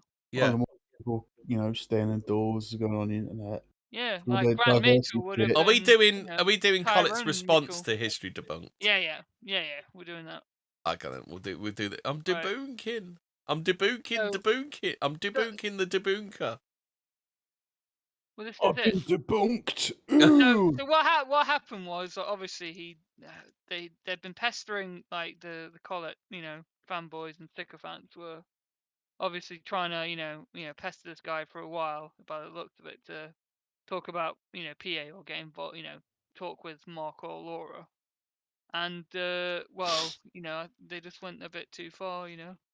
And then obviously he said something about Mark, Laura, and, you know. Oh, this is half hour. Do we have any timestamps for this one? No, I don't think we did. It was just, you know, play Collett until you get bored of his stupidity.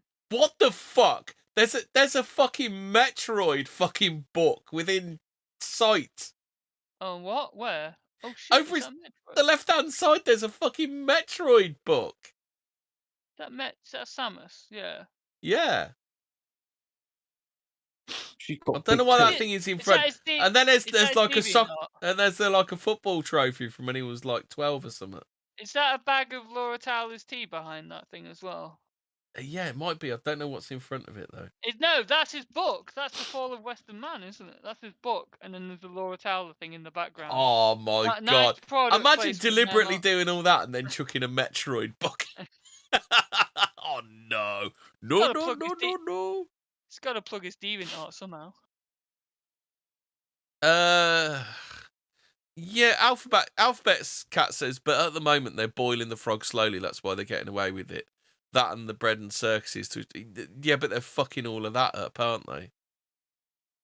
Well, I think we're fucking that up. Honestly, I mean, you know, not to blow smoke up our own asses, but I think that, like, you know, remember back in what 2019 or so, like, that's when it kind of like started. Yeah. Like, everyone started to talk a little bit more about the demographic stuff.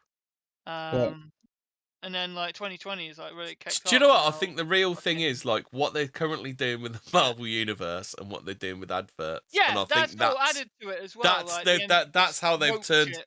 They've turned the temperature up, and the frogs are fucking jumping around, don't they? Yeah, exactly. It's the woke shit for no other reason than, you know, we need to be woke. And people asking, why does it need to be this way? Why? But they seem to be like LGBT or, you know, racial minorities everywhere now. Why can't we have white people on the TV screen anymore, Mummy? They seem to be like 5 to 10. They seem to have pushed it up to like 5 to 10 years. They've pushed it up for like 5 to 10 years for no real reason, haven't they? It's that lie thing, isn't it? You know, it's built on lies, and you have to keep lying to, you know, keep it up. Yeah. So, you know, when it's built on lies, you're going to do anything to fucking keep up that lie up. It's just, built on sand, isn't it? It's now it's gone out of control because how can you like truthfully say, oh yeah, we bullshitted you and get away with it? You know what I mean? It just seems, you know, that's what does, isn't it? It's like lying to schizophrenics saying, oh wait, you're normal, and they keep being schizo. It's like you're just gonna feed their bullshit, you know what I mean? It's And now like you when the can't. schizo says, I've got an alien implant in my head, you need to do surgery to get it out. And you go, yes, and here's some puberty blockers and hormone tablets as well, so you can have big fat tits. Well, it's like saying to a certain phimosis survivor is, yeah, you're normal, you're a great nationalist, you're an absolute legend, and goes to his head and you start doing more dumb shit. Oh dear. Well, we're gonna play. Are you doing anything you can, Hemi, not to play Collett? yeah. Well, I haven't got any timestamps for this one, so like. Okay, let it play then. We'll, yeah. Let's see how much we. even on 1.5 speed if you have to. Do Like, you want a plug in. 1.5? Can you? Oh yeah, we can 1.5 him. Let's Yeah. 1.5 him, so that means it's 15 minutes. Then we'll see what we can cope with. Hello everyone. This is a bit different this week. I am not doing my usual. He's looking well. Has he got a bit of the Instead, monkeypox? I'm doing a little bit of a response video, and I don't really think I've done a response video quite like this before, because this is just a response to a short video that was released by a gentleman called Simon Webb, who runs a YouTube channel. Collett sounds normal speed Now, at I've been made aware of this 1.5. channel for some time. I've watched a number of Simon's videos. I hadn't actually watched many recently, and quite a few people have messaged me saying that Simon made a video about patriotic alternative, and the video is titled "Why the Patriotic Alternative is Destined to Fade into Oblivion." So a lot of people sent me this video. Some people yeah, by Mein it, some Kampf people were annoyed Mark. by it, people said I should view it. Now, first and foremost, I don't really think this video is an attack on patriotic alternative. The title might lead you to believe that, but the video is more a critique of the electoral system here in the UK, of the two-party system, and might even be seen as a critique of voting habits. So a critique of the British public, a critique. Imagine living in current year and same thinking there's a two-party regardless system. of what happens. And by his logic, Simon concludes that because of this electoral system and because of voting patterns and because of people's almost sheep-like nature, we will never have a chance of victory, or a nationalist party or a nationalist organisation would never have a chance of electoral victory. Now, saying all of that, I am actually going to play Simon's video. So I need to pause it. And I will make... I'll tell you why in 3 easy steps. So what did he? Sorry, I'm like a million things at once. What's he said and what are you debunking? What I'm debunking is the fact that he wants to get a nationalist party in, but he forgets he's not a British nationalist party. He's a Germanic German nationalist party. Yeah, exactly. Like the British people won't vote for that, so He wants that's the one reason EU. why he's not going to get anywhere. Secondly, obviously his past is going to catch up with him, eventually, right? I mean, we've all seen the Nankid trilogy, well, quadrilogy now, I guess, with the Smashes. What's the third point? He's just an insufferable cunt, isn't he? He's not likable. He's like a robot. That's the thing. Yeah, well, this is it. This is what the British public. We talked about this before, actually, didn't we? With Boris and that. They like their quirky characters and stuff like that, like Boris and or you like baby-faced Corbyn assassins like Laura. I mean, if Mark could get out of the way of his own ego and he could have put Laura in charge, PA would be to the moon right now, wouldn't they? Yeah, well, yeah, but that isn't gonna happen, is it? I mean, Well, it's too late now, isn't it? The damage has been done. Like he smeared himself, he smeared her, he smeared anyone associated with PA. Reverse-minded touch, He isn't it? smeared himself in the maturest of cheddar cheese. like a thumb in the mouth. Yep. Right, continue with them. Oh, Punk's in, evening Punk. Right, let's do some more. Spilled his shreddies all over the Nintendo. Oh no, he'd be inconsolable if that happened. That is a problem. That is a problem. Yeah. Blowing on the Commentary cartridge on won't fix Simon's this video, because problem. Simon's piece is possibly an opinion piece. You could say it's an opinion piece, but it also contains some facts and some evidence that Simon uses to back up his assertion. However, Simon's evidence is in some cases completely wrong. It's a complete misstatement, or it is misleading in some way, because Simon makes a number of factual errors during this video, and I intend to point out those factual errors, and I also intend to point out where Simon's analysis of this situation is wholly erroneous, and this leads him to forming erroneous. What is erroneous? Let's have a look at the dictionary. Erroneous. False. False. Yeah, this just means false. Yeah. Yeah, it's not false though, is it? Erroneous basically means containing errors. So what What errors? What errors, King? Well, he's gonna pop off, isn't he? He's gonna Let's see what errors there are then. Ingenuous conclusions that could lead the average viewer into believing that there was no way a nationalist party would ever achieve victory in the UK, or there's no way that the indigenous hold on, could ever take their Go on then. They're also never going to achieve victory because they don't bloody stand for fucking elections. So they're never going to get any power. Anyway, you know. Oh, well, let's just So, overlook that small technical detail, Fraser. yeah, Just carry on donating to his entropy. Oh, okay. Yeah. I mean, $3. UKIP. Yeah, I mean, UKIP only caused the referendum because they were eating the they were eating the Tories' packet, weren't they? Yeah, exactly. Jonat Ho says, "Why don't you Collett detractors challenge the man to a PUBG match?" I mean, that would actually be hilarious. No, he'd want to play the shitty mobile version, wouldn't he? The shitty mobile version. We'll send ENA after him. I bet he has shitty. I bet he has shitty internet on purpose so he can lag and disappear. Go on then. Into their own hands. And I think that's a pretty big black pill. And I think that's the kind of analysis that leads people to believe that there is no hope, all hope is lost, and we have to basically roll over and die and accept our fate as a hated minority. And I don't believe that for a second. I believe there's everything to fight for.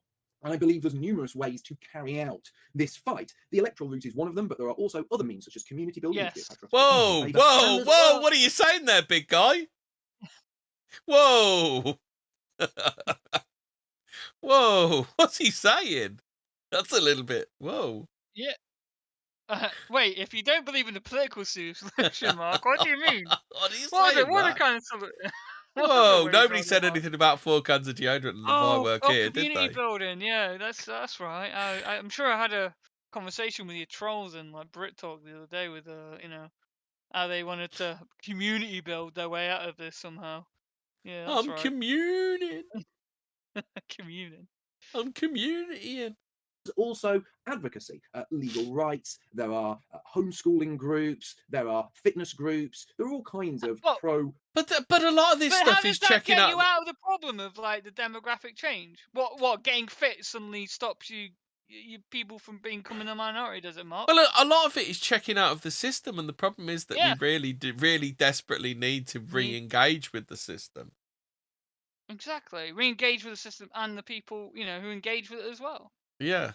We become atomized. Here's Mark complaining about, in his book, Western man has become atomized. Well, he's doing exactly the same shit here. He's just atomizing himself into his little enclave where everyone's going to be, posting physique every fucking Friday and, homeschooling their... Yeah, exactly, yeah. Fucking having instructor Charlie check over if you're fit enough this week, Yeah, check your bottom. Check your bottom. I need to have a closer look at you, lads. Can you send a no pic? I really need to inspect your physique. That's it. He's doing everything he's in the past has said we shouldn't do, like atomize ourselves. Well, here we are. Like he's atomizing himself. I've been to the John Hopowache school of checking your physique out, mate. I need to check it out, buddy. So he's saying, I don't believe in the black pill. And yet here he is doing exactly that. He's community building into what? What comes of the community building? All right, so you're a community in Yorkshire somewhere or where? What then? Just need to feel what your do you biceps. do then? You've got no political power. You've got no. Just let me feel your biceps, Fraser. How much can you squat? You've got nothing. How much can you squat? Yeah, Well, exactly. Yeah, it's squatting for the white right groups race. Yeah. that advocate for the Going rights for or well-being of Purple-Aki. indigenous people of these islands, and they don't necessarily Purple-Aki have to nationalism. go down the electoral route. So let's see what Simon has to say. Whoa. As we You watch say this, we're not even doing the electoral route. Then what's the point in this video? Like, this is the point. Simon's point. Keep on This is donating Simon's to our point. entropy, and you'll find out. Yeah. We might not. This is the biggest black pill of all. This whole community building into nothing, like into the enclave. Yeah, I mean, surely the idea of building community is like building some sort of like political base, isn't it? Yeah. Wouldn't that make sense? But do something with it, right? What are you gonna do? Hide in the fucking Yorkshire Dales until what? You're You're 10% of the Yeah, well, population. Fraser, Okay. unfortunately, it cost £150 to register a political party, and that's money that Mark I Collett mean, could spend on a Nicholas J. Fuente they've tried Catboy 4 times, so they've OnlyFans. wasted 600. So what's stopping them? You know, what's your Yeah. what's the excuse there? Like, they failed 4 times to register. Yeah. It's a joke. This is the point Simon was making. Like, you don't care enough. You're not trying hard enough. What we will do is stop the video from time to time when there are things that Simon said that are either incorrect or that I have a different take on that I feel he needs pulling up on. So here goes. Let's hear what Simon has to say. Fucking hell. How many levels of Inception are we on? Well, we're watching Mark watching a video of who's watching History Debunked. Wait, Mark has to do a reaction. This is the fucking Matrix. He's Mark going to do a reaction of us, doing a reaction of Mark, and doing a reaction. Well, here's the thing. We could have probably just waited until he did this thing, couldn't we? But I didn't realise that he was going to literally go through the thing as well. All right. Oh, dear. We'll see. Hello again. Hello. Some comments on this channel have been urging us to support a political group called the Patriotic Alternative, which is determined firstly to draw attention to the fact that if current trends continue, white people will be a minority in Britain within 40 years, and secondly, to take Robert De Niro's calling, talking Italian. This is, of course, not the first time that a political party in Britain has been dedicated to halting immigration. Oswald Mosley's Union movement fought for a seat in London on this issue in the 1959 general election. They gained 8% of the vote, which is about the best that any anti-immigration candidate has managed to get since the end of the Second World War. Now, this is the first correction, or this is the first correction I have for Simon. This is wholly incorrect. The Union movement did get about 8% post-Second World War, but this was eclipsed quite comprehensively by the British National Party. Now, I was part of the British National Party. I actually designed the leaflets that were used in this campaign. The candidate was Richard Barnbrook. The constituency was Barking, and the British National Party took 16.9% in that constituency. That's more than double what Oswald Mosley's Union movement took post-Second World War. And how many that is a MPs big did you difference. And you'll see here that Simon makes a number of other factual... That's what I had to say. It's like, oh wait, how many MPs did that equate to, Mark? That's 16%. Nothing. 0. Errors about the history of. So how are you claiming that's a success of your leaflets? Like, what, you didn't achieve? I mean, if the end goal is to achieve power, those leaflets failed then. Well, they've achieved the power of the police arresting people. Well, I mean, fast forward 20 years. My leaflets, they're still good, right? He just repackaged his old leaflets, hasn't he? Oh wait, no, times have changed. It's now a hate crime, basically. You know, changing the law to get people arrested. Maybe we could talk about the people getting arrested in Scotland, which has completely different laws to England when it comes to these things. And you know, there's two young, I don't know if they're a man and a woman, but I think they were, basically got There's civil hate speech laws in disobedience. Scotland, isn't there? Yeah, civil disobedience, basically. Section 23, I think it was. You know, hate. You know, inciting of hatred. So yikes. I think that's what they got Count Dankula on. Yeah. So They fined him £800 and they just took it from his bank account because he if you just go said, on their "No, website, man, it says, "Oh, are these leaflets illegal?" No. Did you account for the Scottish law being different to English law? No, you didn't. But yeah, you sent them out anyway. Why? Because you would hope it would get headlines. Because you don't give a shit about people. You just give a shit about your e-fame. You know, they subscribe to Henry Kissinger's school of cookery. You can't make an omelette without cracking a few eggs. Yeah, and then obviously we've heard that like basically Marx disavowed these people because Because he's got no loyalty arrested. to his rank and file, has he? No, of course not. No. Well, you know, he needs to layer a layer. You're all volunteers and you're disposable, and you know as long as it's giving him shekels. Well, if anything, they should feel guilty. Did Barclay get any assistance when he was arrested? Well, I mean, we've heard stories. Anybody that's got arrested doing stuff for PA should feel ashamed that you've brought Mark Collett's august organisation into ill repute. I think that's how he sees it. You can quote me on that, Mark Collett. Right, continue with Windbagger. Well, we're only 6 minutes in. Nationalist politics in the UK, but we shall let him continue. It was just about matched by the National Front in the two elections, general elections held in 1974, when candidates got about 8%, both at Tottenham and Wood Green in the London Borough of Harrogate. The National Front fought many seats that year on an explicitly anti-immigration platform, and overall they got about 5% of the vote. If we had proportional representation in this country at that time, this might have equated to 30 National Front MPs. There's a thought. Now, that is a good thought, and it's a good point. And this leads into something we're talking about later. The electoral system is designed to be a two-party system, which is dominated by two parties that are basically the same. Yeah, but it's not designed to be a two-party system, is it, Mark? No, obviously not. It's not designed to be a two-party system. It's become a two-party system. It's been tweaked to become a two-party. It wasn't designed to be a two-party system. That's, yeah, exactly. Like, how many parties are in the House of Commons? There's like 3, 4. Well, if you can get the most if you can get the most votes, you can become an MP. So like, I don't know how it's designed. I mean, the French system is absolutely designed to be to keep the National Front out, isn't it? The whole thing's rigged completely to do that. The American system is. The British system isn't. If you can like Labour, if it was designed to be a two-party system, how can we have the Labour Party? The Labour Party is only around 100. Is it around 100 years old? Slightly older, maybe. But like before that, it was Lib Dem. It was what we currently call the Lib Dems and the Tories. So like, Mark's just shown a staggering fucking lack of knowledge of actual politics. But I was in the BNP, me. Yeah.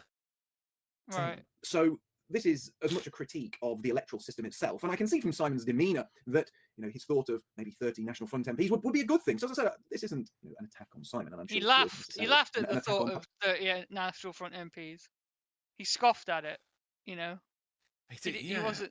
Well, like the National, they would have been pretty hopeless because the National Front was a lot more thuggish, wasn't it?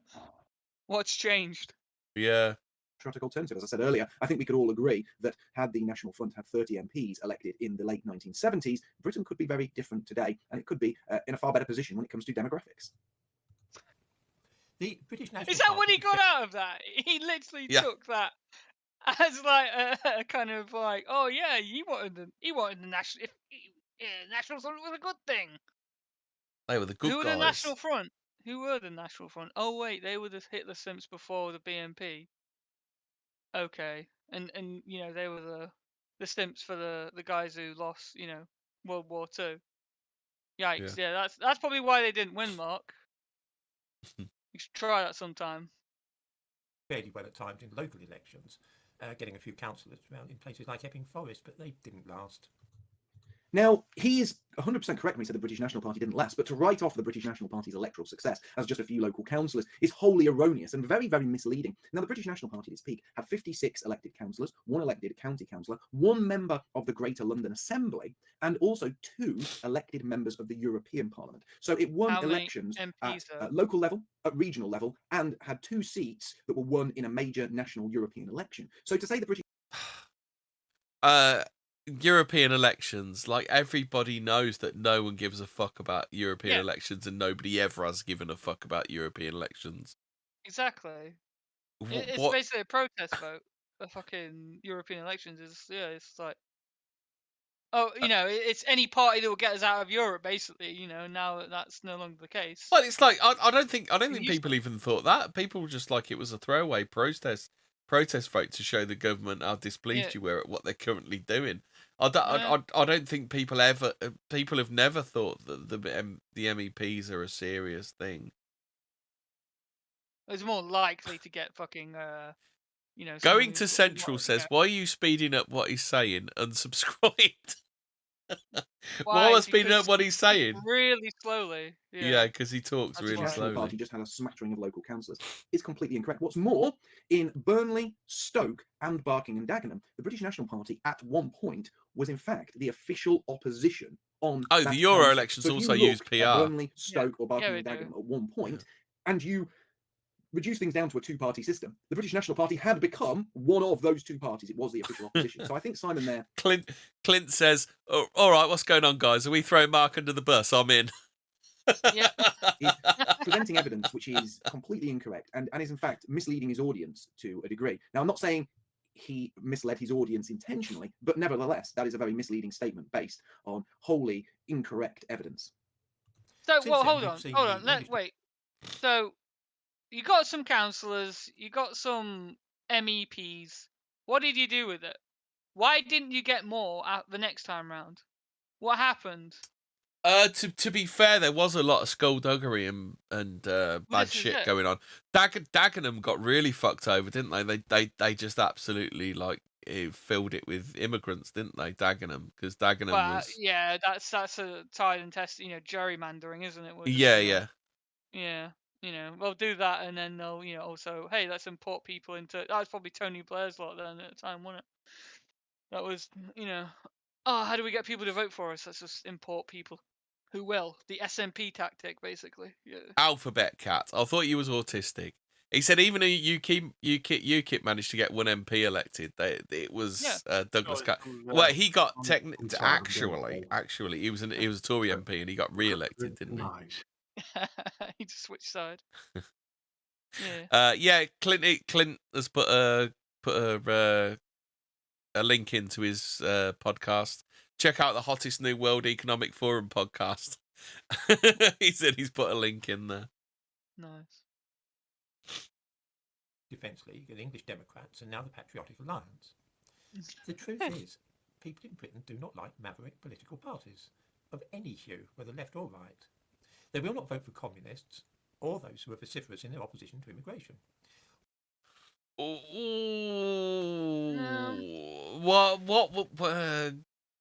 For 500 quid, what was the Brexit. European referendum?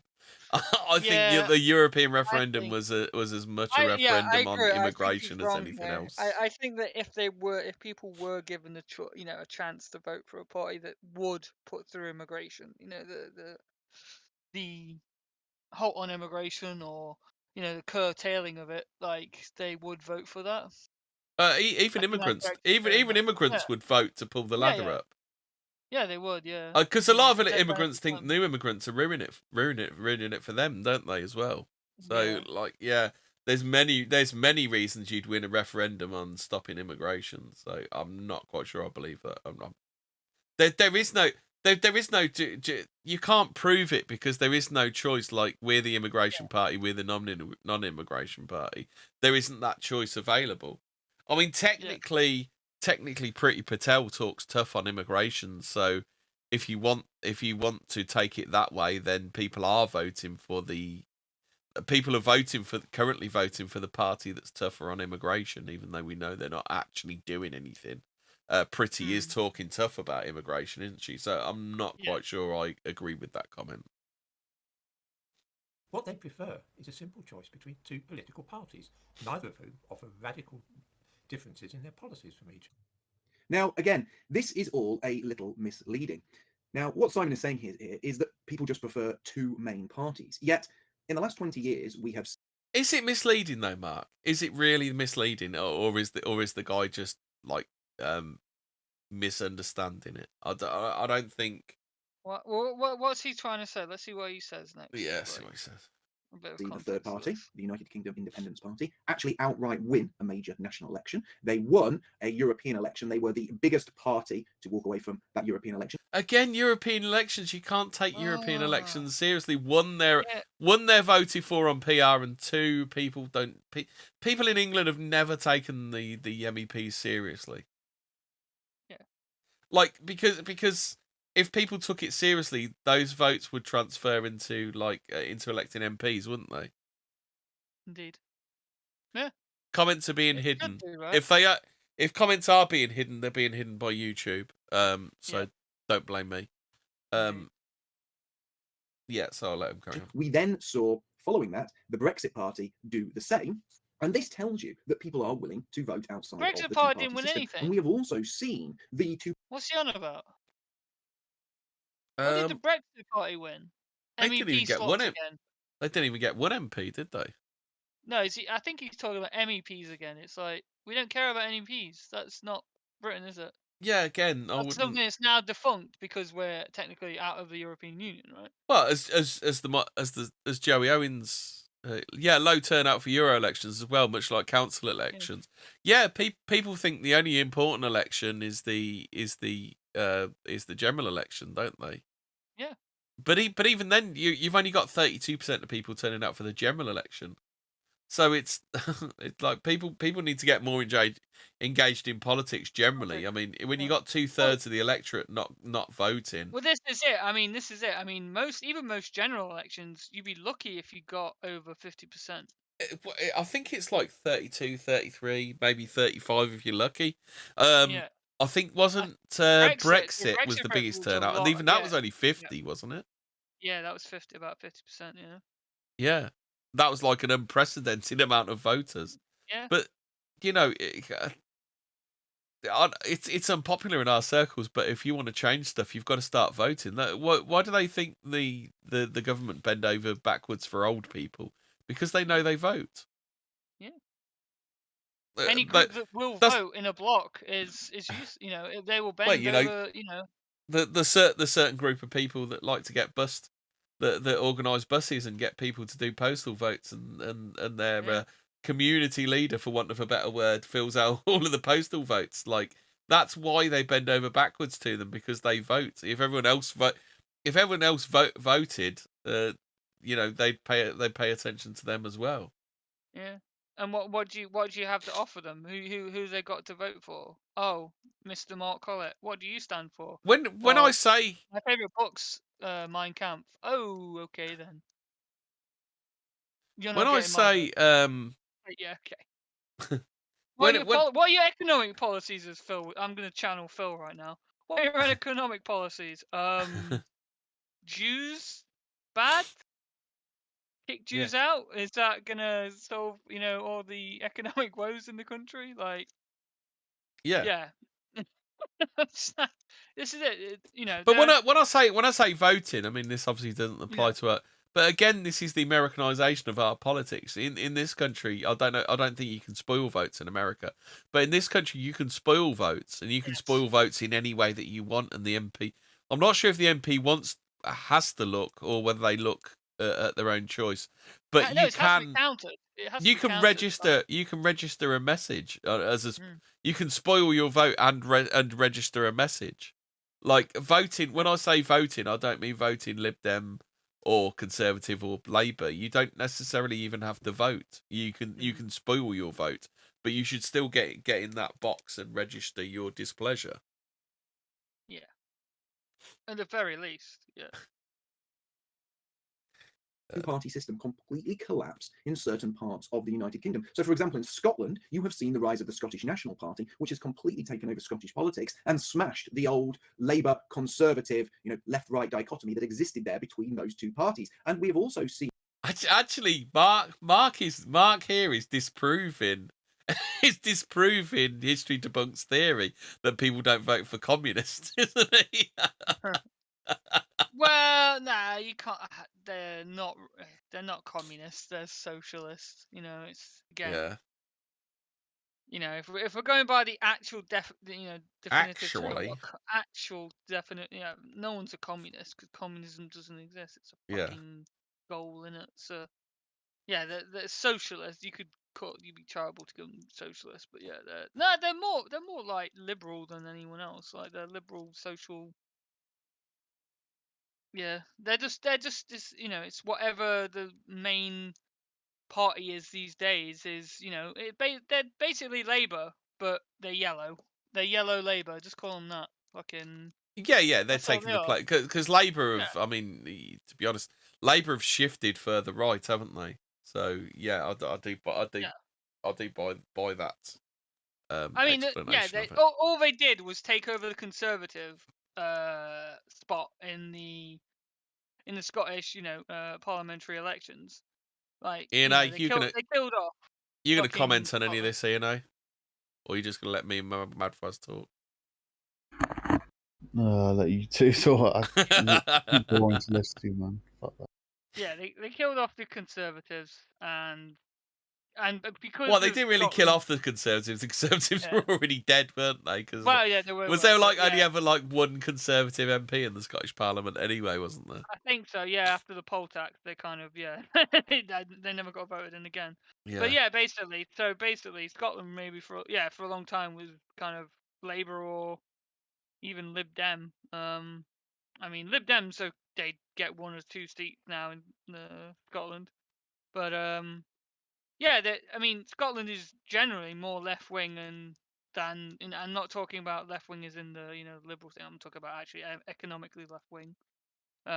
Socialist than England is. So they are basically just another. They are they're the socialist party of fucking. It's between 2 socialist parties now, Labour and fucking SNP. That's it. Yeah. Fight over which colour of socialism you want. One that hates English people, or one that's well, racism in the purest defense. Racism in the actual context of the word. Yeah, I mean it is pretty blatant with the SNP, actual hatred for Racism towards English people. Yeah. Yeah, and well, Labour just like Labour and down south, they just want to let everybody in. Same as the SNP, to be honest. It's just that one key factor. Do you want to hate English people as well, or do you just that's it? That's all you're voting on, really. Yeah. Do you want independent? Yeah. Do you think at all the SNP vote is like a proxy independence vote, or do you not think that way? Proxy independent. Well, I mean, how many times have they tried to get independence now? It's like I don't know anymore. I think they have kind of just taken over that spot of. I think maybe at one point, yes, they were in the 70s when they got the first referendum. But now I think they're basically just like they're just settled into being either the opposition or the main ruling party kind of thing, because Scotland is a nationalistic place and that's a good thing. But it's nationalism, but let's let everybody be Scottish nationalism. Yeah. Anyone can be Scottish nationalism. Yeah, exactly.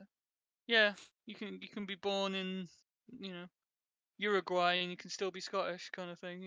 That's the only problem. Right, let's get through this because I think I'll do this video, then I'm going to bed. Not quite on the same level, but a similar, albeit lesser, rise to power in Wales of Plaid Cymru, which is obviously a supposed Welsh nationalist party. Now, I understand now's not the time for this debate, but I do understand the Scottish. I do have to talk about this. It's like, why are the Scottish and Welsh nationalist parties so fucking cucked? Because they are unbelievably cucked, aren't they? Yeah. Who knows? I have no answer to that. I don't know. You would think, but I guess they just believe in. Yeah, well, this is it. If you don't tie a people to a place, then what's the point in having a separate nation from? That's what you're aiming for in the Scottish case, right? A separate country, right? If the whole world can then come and be Scottish. Yeah. I guess because they think the fucking English government are like Nazis, so they have to do the opposite. Well, yeah. I mean, they literally describe Boris's government as not like a lot of lefties do that. They call them Nazis, don't they? It's like, then it only is really. We just want to be, in power. We just want our own, we want to be, the aristocracy. To be fair, Interdimensional comes out with a good point. He says Scottish and Welsh nationalist parties are just about resentment of the English rather than proper nationalism. So same with Sinn Féin. Yeah, Westminster basically. Yeah, they're very anti-Westminster. I think that's it. But even with devolution, they're not happy, right? So it's kind of. Yeah, I guess they want full devolution, which would mean. Well, they want the They want the devolution, but they want the devolution, but they also want the Barnett formula too, don't they? They want. Exactly. I mean, do they want some sort of maintenance deal? Do they when they leave? Well, no, they want the oil supply bits. Well, Scotland, when it had fucking the oil supply. Yeah. I mean, they're just. Scotland is so lucky it didn't get independence because they'd have been fucked, wouldn't they? Yeah, because about a year or two later, the fucking thing dried up, didn't it? Like, yeah. you know, Aberdeen used to be this huge fucking oil town, and then like 2 years later, like after the referendum, you know, didn't go through.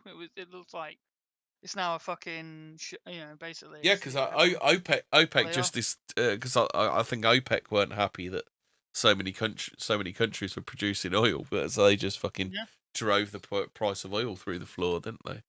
Yep, and yeah, there you go. You know, but yeah, basically they just want to be in northern fucking Saudi Arabia, don't they? Yeah, Let's yeah. be a North state. North and South I do. Arabia, Yeah, Saudi Arabia. that's it. Haggis Yeah, Saudi Arabia. Let's call it that. Saudi Arabia with tatties and neats. Tatties and neats. Fucking hell, we've still got another 20 minutes of this thing to Has go. been a breakdown of the traditional two-party system in parts of the United Kingdom. I was looking lately at this book, which, believe it or not, when it was published, was a school book. It's got Well, no, massive hold on. Let's correct that thing. inside it. No, let's correct Mark there. It hasn't been a breakdown of the two-party system. It's just someone else has taken the other place of the other Well, party. it's that's like all. an amalgamation of the two-party Yeah. system. They're just the uniparty now, aren't they? I mean, what do they really disagree on? In that case, you know, there's always going to be two big parties, even in, you know, supposedly it's first past the post. That's always what's going to happen. There has to be, because of the way the system's set up as well. You need a shadow, you need a shadow government to fucking check the power of the government, right? So there's always got to be people there to, an opposition party, the official opposition, right? You call it? Yeah, they're the official opposition. They're not the only Yeah. opposition. I mean, the one place where you can say you've definitely got like an iron dot, a like full on two-party system is in America, isn't it? Like I really don't think we've got a full on two-party system. I mean, if anything, we've got like we have an illusion of a like multi-party system, don't we? But in fact, like I think pretty much every MP that gets there just wants to become a part of the uniparty, don't they? Yeah, well, yeah. Right, let's go. Including the detailed results Let's go, of champ. the election Let's go. held in Britain between 1832 and 1979, and this confirms what I've always thought. In the 19th century, the British liked to choose between the Tories and the Liberals, and today they only want either the Labour Party or the Conservatives. In Scotland and Wales, of course, the position is a little different, but in England we've never wanted any third party. Now here, Simon admits that the situation in Wales and Scotland is a little different, and he goes on to say, it's different in England, but he kind of undermines his own point here, because what he says was, originally, the political divide was between the Liberal Party and the Conservative Party. Well, the Liberal Party doesn't really even exist today. The Liberal Democrats is a different party to the original Liberal Party, and this actually goes to show that there can be massive shifts in the political landscape in the UK, including in England, because the Liberal Party at one point... Didn't someone with a big nose just say that there's like a full-on two-party system and you're not going to change that? Didn't somebody just say that in this video, or am I imagining things? Yeah. point held vast amounts of power within the UK, including in England, and now doesn't even exist. So this does go to show that parties that hold power, they can fracture, they can dissolve, and they can reform as other parties, changing the political landscape. And obviously, if you look into the rise of the Labour Party or the Labour movement here in the UK, that became the modern-day Labour Party, and that eclipsed the Liberals. So we'll let Simon continue a little further. Only 5 communists have ever been elected in Britain in the course of the last century, and no fascists at all. It's a long while since we've had a communist MP, by the way, 70 years or so.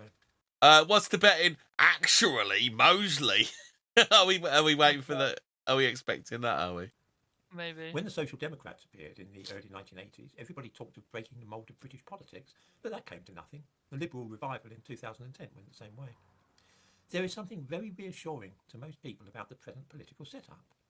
There are not going to be any unpleasant surprises or dramatic changes, no matter who they vote for or what. Now here I think Simon is going really off piece, and this is where I think he obviously presented facts that were incorrect. Right, I get what I think I kind of misunderstood what Simon was saying the first time round. What Simon was saying is people like to vote, they want a bit of change, but they don't want change in their daily lives. I think is what Simon was trying to say. Yeah, that's what he was saying. I kind of misunderstood him the first time round. Yeah, I do get what he was saying. They want, basically they want the shop shelves stocked, the fucking roads, like just Joe want their Owens bins does. emptied. Yeah, exactly. As Joey Owens bins would and say. bottles, mate. Yeah, that's all. kind of. Earlier, but this is where I think his opinions, his analysis are completely wrong. He's basically saying that the British I don't people want to want bother change, with they want having to be to reassured think by the about same two like, parties, you know. endlessly winning elections and passing the baton between the two of them. But I would argue two things. I would actually argue first that evidence suggests Simon's assertion is completely false, and secondly, I would actually argue that the reason people do bounce between the two major parties is because the people are being deliberately misinformed by the mainstream media. The mainstream media tell the British public that, in fact, these two parties are different. There are discernible differences between those parties. And if you vote for one, you will get something different than if you voted for the other, when in fact, they're nearly identical. I'll give you an example of this media manipulation. Yeah, he's got a point. The British public showing they actually do want change. Now, the example of media manipulation can be seen quite clearly at the last general election. You had Jeremy Corbyn standing as leader of the Labour Party trying to win a Labour victory, and you had Boris Johnson, who obviously we know is the leader of the Conservative Party, he's now the Prime Minister, and he won by landslide a massive Conservative victory. So let's look at their discussion on mass immigration.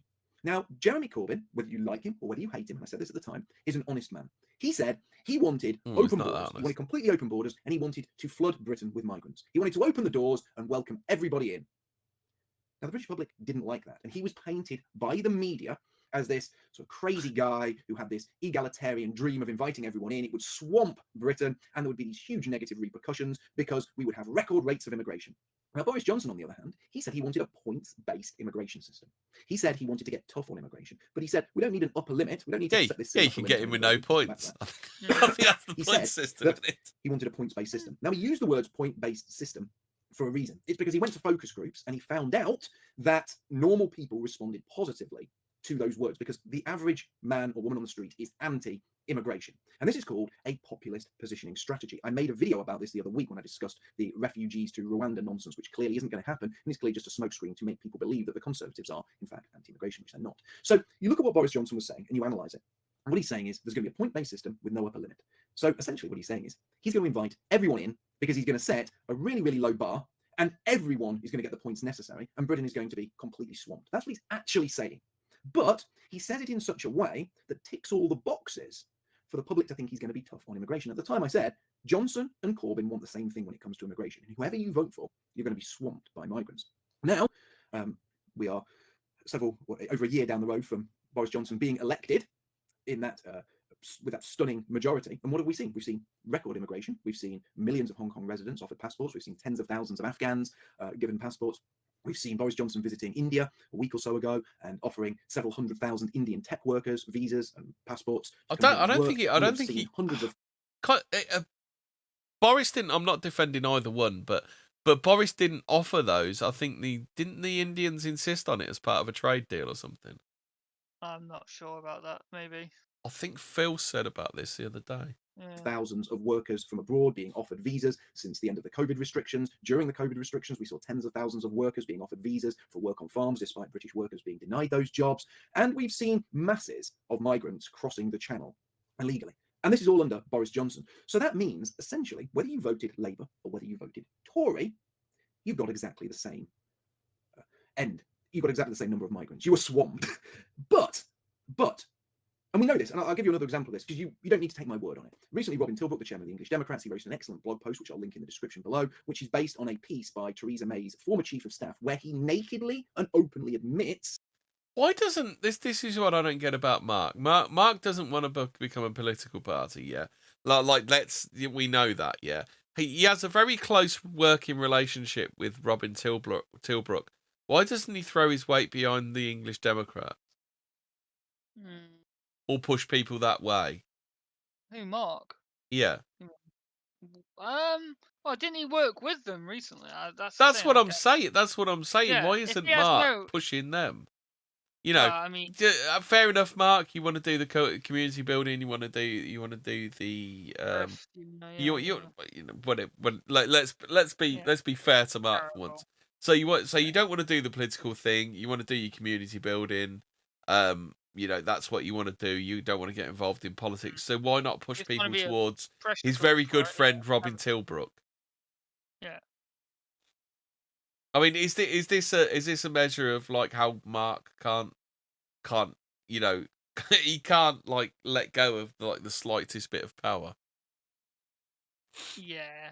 I mean, well, that's the thing, isn't it? Then if he's pushing people towards anything but himself, how's he going to get those donations, right? Yeah, People yeah, are starting exactly. to look at the Social Democrat, English Democrats. They may start donating to them because they're actually doing something, right? Rather than saying they're going to do something. I think that's basically what it is. Yeah. Yeah. Yeah. But this is the case. He openly admits that Boris Johnson uses this populist positioning strategy. He uses focus group tested words and phrases to con the public. But that article was only in the Daily Telegraph. And this is how the media manipulates people. You see, the media were telling people throughout this election that Boris Johnson was going to be tough on immigration. He was going to have a tough stance. He was going to reduce migration numbers. Whereas Corbyn was going to be a complete madman. He was going to let them all in. There was going to be floods of migrants. It was going to be uncontrollable. The British people would be paying the price for his insane policies. But ultimately, both Johnson and Corbyn had the same policy. It's just Johnson is a very, very good liar. But he's not just a good liar. You see, the media is there to inform the public when politicians are lying, but the media are in on the game. So the media tell the public that Boris Johnson's lies are in fact the truth, that in fact Boris Johnson is going to crack down on immigration, so they all vote Boris Johnson. So it's not a matter of the public necessarily favouring the two-party system. It's a fact that the public are misinformed deliberately. They're lied to by the media, and that keeps them in this two-party system. Now, Simon also asserted that the public don't like change. Well, this again is demonstratively untrue. The British public voted to leave the European Union by majority in the Brexit referendum. That was a vote for change. When polled, the British public repeatedly says that they want fewer immigrants coming to Britain. They want an end to mass immigration. But then they're lied to by people like Boris Johnson, so they vote for a party that think they're going to change something, but nothing gets changed. Nothing ever gets changed because both parties are in on the immigration scam. They're in on bringing millions of people here. And if you look at the immigration statistics from Migration Watch UK, what you'll actually see is that mass immigration under the Conservatives is actually at an all-time high. So under this Conservative government, which was initially elected in 2010, which has repeatedly made pledges on cutting down on mass immigration, they have repeatedly raised the bar when it comes to mass immigration. So you can actually see here, this isn't a case of the public voting for comfy parties that make them feel more at ease. This is a case of the public voting for parties based on lies that are reinforced by a media that is in on the scam. What's more, you can actually see that when the public does get a chance to vote for big changes, they will actually vote en masse for those big changes. But let's carry on with what Simon has to say. The outcome of a general election is both parties wanted to stay in Europe, both are committed to large-scale immigration, both are determined to keep taxes high, neither wants to reform the NHS, both sang from the same song sheet during the COVID business, although both leaders knew it was nonsense, which is why they attended social gatherings without any fear. Whichever way you vote at a general election, things are going to carry on much as before. Now, I agree with everything Simon says there. Both parties are identical. Simon is on the money. They both supported the COVID madness. They both knew the COVID madness was garbage because, as Simon correctly said, both party leaders attended large social gatherings or parties, whether at Downing Street or whether at political events in Durham. They knew it was rubbish. Simon is talking complete sense there. But I think what Simon Actually, I don't want to be that guy. Like the COVID, there was a serious flu at the base of the COVID stuff. Yeah. I don't. There was some in there. Just writing the whole thing off as just some made up bollocks is not the right thing to do. There was like a thing there, wasn't there? So yeah, it was. Yeah. I think calling it it's kind of a madness, but I think you should also say that there was definitely like a serious flu at the base of it. Is missing here is the level of media misinformation that traps people within that two-party system. And I think Simon also has a misunderstanding over who controls the media and what the aims or what the primary aim of the media is. Yeah, but the thing is though, who do you vote for? Like the Lib Dems are useless. They're not going to give people what they want. I mean, the Lib Dems are worse than Labour. Nice pause face. The Lib Dems are worse than fucking Labour. Like people don't really. I think British people are really quite conservative, aren't they? I think that's why the Conservatives keep winning. People don't want... Like, Tony Blair won by being like Maggie Thatcher, didn't he? Pretty much. Except the poll tax. Yeah, but it just... Yeah. The poll tax. Yeah. Nothing to do with taxing people, basically. That was the test bed, wasn't it? Yeah. Keep away from the taxes, as much as possible. Yeah. Yeah. Which does rather seem to be the way that the British, and particularly the English, like it. Neither of the two main parties wanted to see proportional representation, because that would upset the apple cart, which of course is why when there was a referendum a few years ago... I don't know, you old enough, Fraser, to have voted in the referendum on proportional representation. When was it? They offered us like the shittest... I can't remember what year it was, but there was a thing on it, and it was like the shittest version of like PR possible. It was when Nick Clegg and David Cameron were doing their thing. Oh yeah, I remember that. Yeah, it was actually. Yeah. Yeah, it was a really shit version of it as well, wasn't it? I don't think I actually voted in that. Yeah. At the time, I wasn't very. I didn't care much about The proposed politics. alternative was made so complicated. I can't even remember which way I voted. So they voted to stick with what they did understand. This is another good point by Simon. People didn't vote for proportional representation, but he makes the point again, and this dovetails with what I'm actually saying, is that the people are being lied to or being conned in some way. So when you see something like a referendum on proportional representation, what you actually have is a system proposed to the public which is so convoluted, sounds so crazy, that ultimately they won't back it. However, going back to my point earlier, when they are given a simple and straightforward referendum, such as, do you want to leave the European Union? Yes. Do you want to stay within the European Union?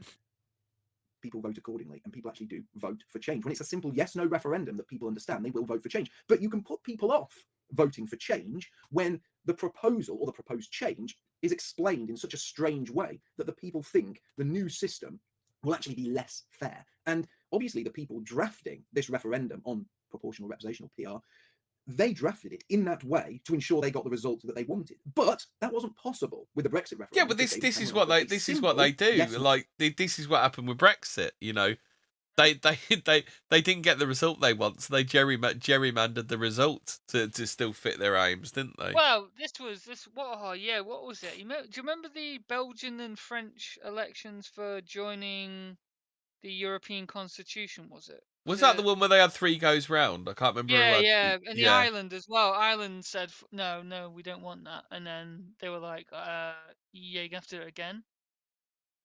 We didn't get the result we like. I think France, Belgium, and Ireland were like, nah, we don't want this. You know, and yeah, because that's the one where they were like Beethoven's and national anthem kind of thing, isn't it? Yeah, and they went back a couple of years later, you know, after the propaganda, you know, been through. So, you know, isn't wrong with the media or like propaganda tool of the government. I mean, that's pretty obvious. But yeah, I remember. Yeah, that sticks out to me. The European Constitution elections. Yeah. Referendum. Yeah, it's this is the thing we've got our elected representatives seem to be completely off doing their own thing, don't they? That seems to be the problem, doesn't it? Lisbon Treaty. Yeah, we didn't even get a vote, did we? Yeah, because I remember we didn't even get a vote on that. No, they voted for. They decided. Well, Tony Blair was terrified of having any kind of referendum on anything whatsoever, weren't he?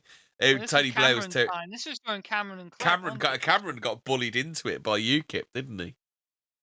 Oh yeah, no, but this was different. Well, that was in or out, but at the actual constitutional thing, we didn't get a vote. They just voted for us. Oh, Alphabet Cat says apparently the Brexit vote was actually higher. If you've seen Delingpole's podcast with Boris's ex Jennifer Curie, it was like 70% in favour, but they couldn't report that, so they made it 52%. Oh, really? Yeah, I'm not surprised. Not surprised in the least. Why can't they report that? What would that do? So they can do what they done did. Yeah. This is the problem. I mean, what do you do with a democracy when you have like elected representatives that are openly hostile to the people that vote for them? I mean, shouldn't like the Queen? Shouldn't the Queen be a check and balance? Isn't that the idea of having like the democracy, the monarchist democracy, whatever the fuck our thing is? Like, I think the Queen. I don't think the Queen will be seen very favourably in the future because she stood by and watched and allowed this to happen. Yeah. I know. Yeah, exactly. But then again, constitutional monarchy, if she steps out of there, she's off with her head kind of thing, you know. Slap on the wrist. I don't know actually what would happen if she did intervene. I don't think she can. Technically, I just think maybe Parliament would laugh at her or something. I don't know. I don't know what happens because I don't think anyone's done it yet. Kind of just she'd lose funding. Balmoral gets taken away or something. I don't know. Could you? But the thing is, though, that's the one. I think that's the one time you can actually get the public to fucking stand up and do something. I think if anybody did anything to the Queen, I think that'd be the one time that the public could actually stand up and do something. Maybe, yeah.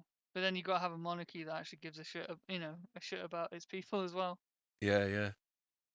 So, like Alphabet Cat said, it apparently came as a big shock to them. It fucking damn right it did, didn't they? They thought they had it fucking sewn up, didn't they? Yeah. No in-out referendum. And again, it shows that when things aren't passed through that filter, through that fog, that smoke screen, people will vote for change. I'm saying nothing about the possible merits of the patriotic alternative, you understand. And neither am I criticising it. Rather, I'm explaining why it will not come to anything in the long run. Well, here, again, Simon isn't attacking us as people, and I don't want anyone who watches my videos to go over to Simon's channel, and I'll link Simon's channel in the description beneath this video. I don't want anyone going there and abusing Um,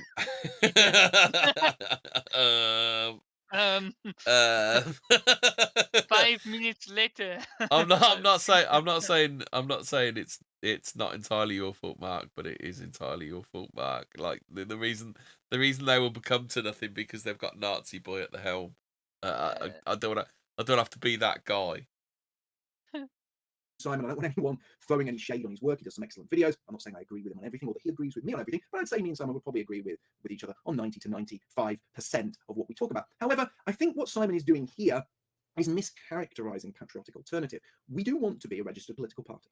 Patriotic Alternative does want to fight local elections, and we do want...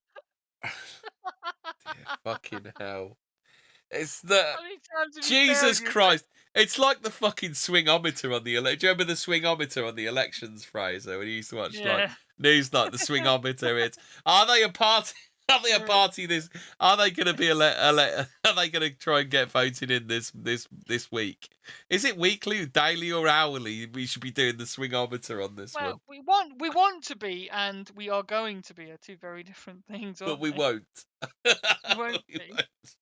But we won't because we'd have to put our address out. Oh yeah, or we'd have to stop all foreign donations.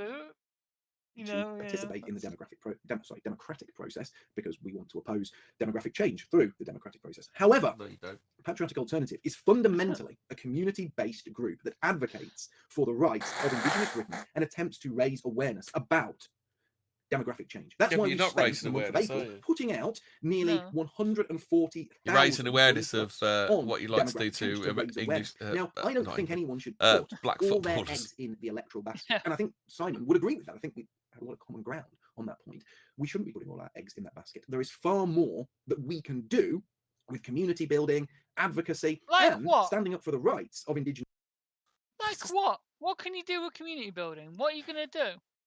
Sing a song around a campfire? Is that come by our Lord? Come again, by this is it. Where does this community building end? Like, what is the goal of it? Are you community building into what? A void? Like a block vote? A block vote, yeah, maybe. Block vote. Yeah, maybe. Yeah. Well, okay. So you get a parish councillor. Then we've just said in this thing that local elections are not really. I mean, are they planning local on elections don't transition into MP elections, do they? They're not. You know, as Sargon would attest, like YouTube views don't translate into electoral votes. Yeah, exactly. Wow, yeah.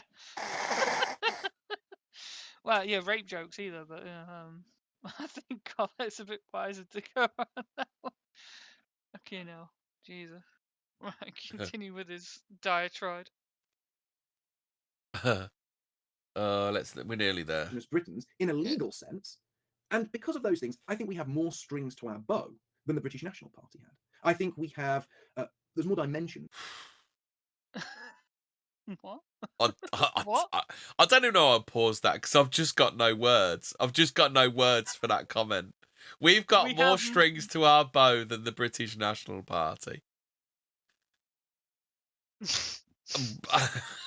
I'm just completely lost for words. I can't even comment. Wait, I can't even into that comment. So is he making a thing about we do community activities or something like we go paintballing, therefore we got more. Yes, but they've literally got left. less like the BNP was like a full-on political party that probably I should assume that they had premises. They probably had the odd party office. The odd party off. They were renting the odd party office in places. It's like, come on, Mark, come on, please.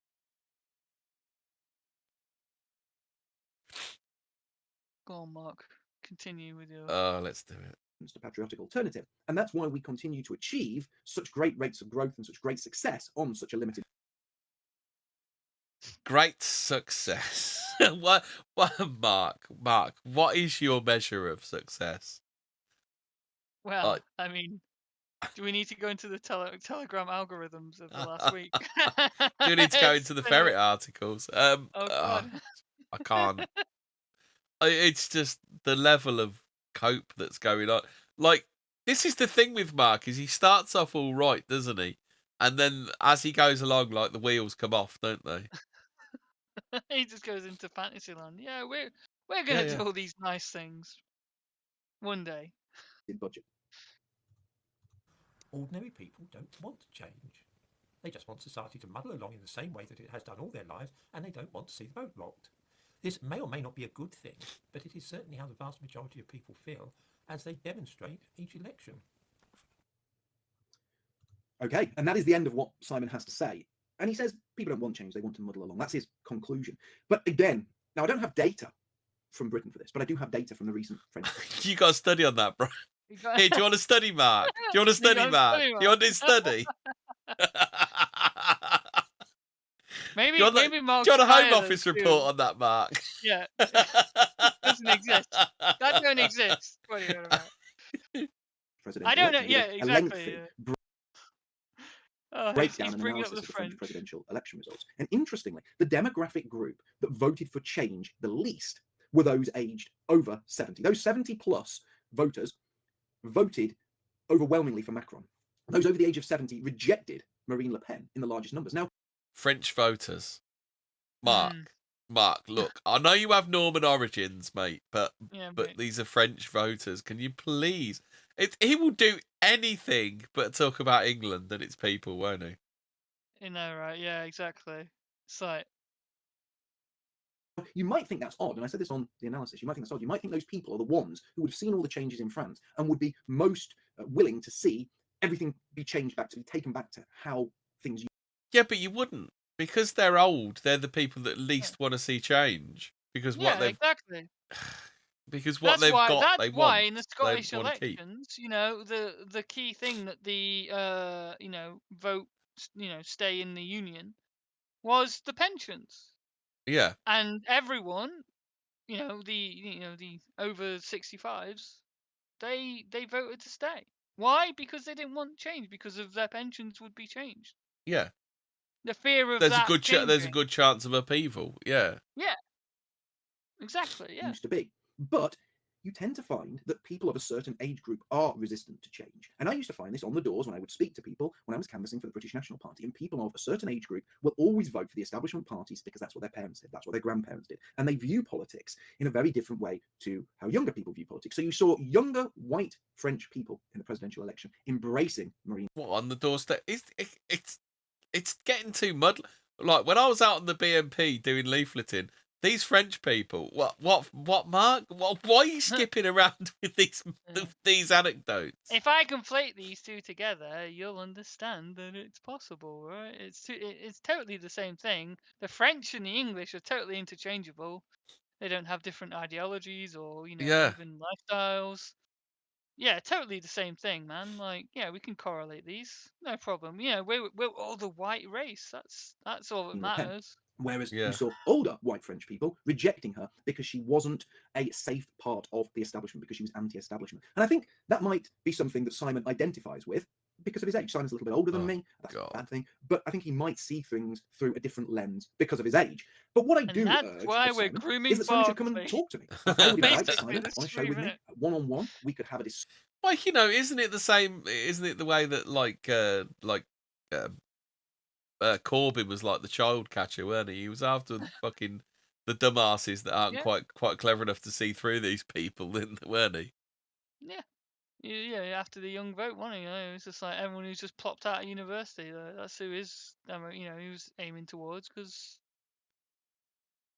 they hadn't any like physical experience, from fucking books and shit. Like, that's it. Like, discussion one evening live. We could field questions from our audience, and I would welcome dialogue. As I said, the last thing I want is people going over to Simon's channel and saying anything untoward to him. As I said, most of Simon's videos are really, really good, and I urge people to subscribe to him. He is one of the biggest surviving patriotic or anti-immigration channels on YouTube, channels that talk sense, channels that I think would appeal to the vast majority of normal British people. So go and subscribe to him. But I do urge him to come and talk to us, because I think we would have a lot in common. And I think the things that I've said today are worthy of discussion. They're worthy of discussion because we are not a minority yet. There is still time. There is still 40 years to change things. There is still 4 decades to turn things around. And I'm certainly not losing hope. I'm not losing hope because I think that when you give up on hope, you give up on a chance of victory. Only he is lost who gives himself up for lost. And we as a people certainly aren't lost yet. We have everything to fight for,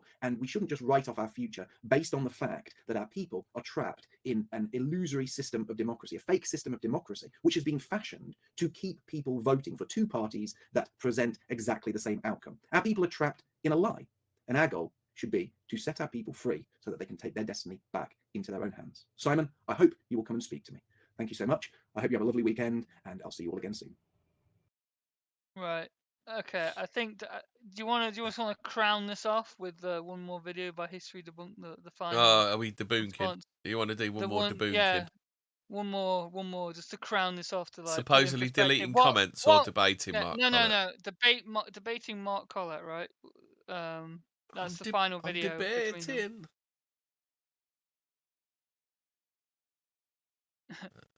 Yeah. Right, we'll do one more and then. Yeah, exactly.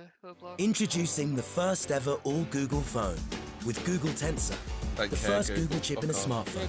Skip ad. Hello again. Just before the local elections in this country, there was some suggestions in the comments on this channel that I debate with somebody called Mark Collett, of whom I had not somebody called Mark Collett. I had mentioned the patriotic alternative in the video because I had a leaflet through my letterbox about this would-be political party just before the elections. I say would-be because the leaflets had originally been printed in expectation that the patriotic alternative would be fielding candidates in the local elections. But alas, they screwed up the process of applying to the Electoral Commission for permission to register. Oof! Oof! Big oof! Wrecked. Savage. Savage? Brutal, savage, wrecked. Fatality. Get over here! That came to nothing.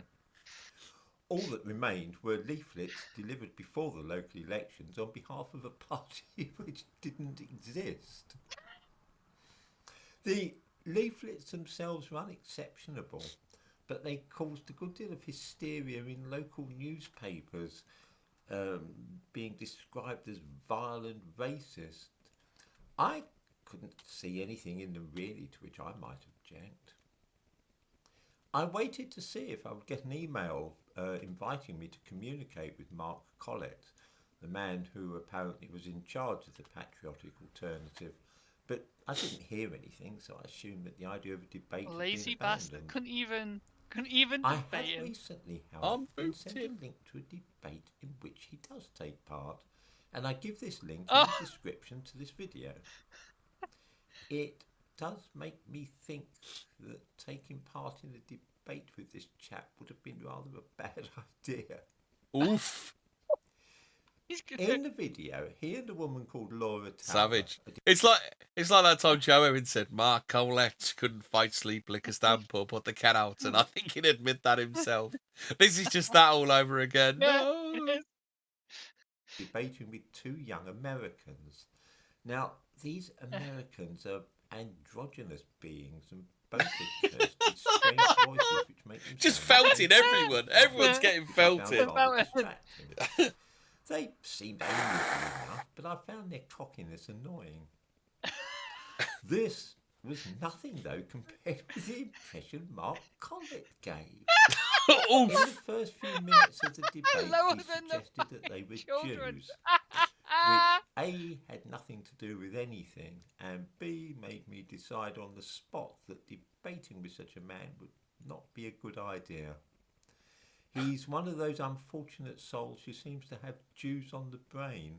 And there are enough people visiting this channel already who are constantly accusing me of being a Jew. Oh, no. no. Special debate so that somebody else can level the same accusation at me in that way.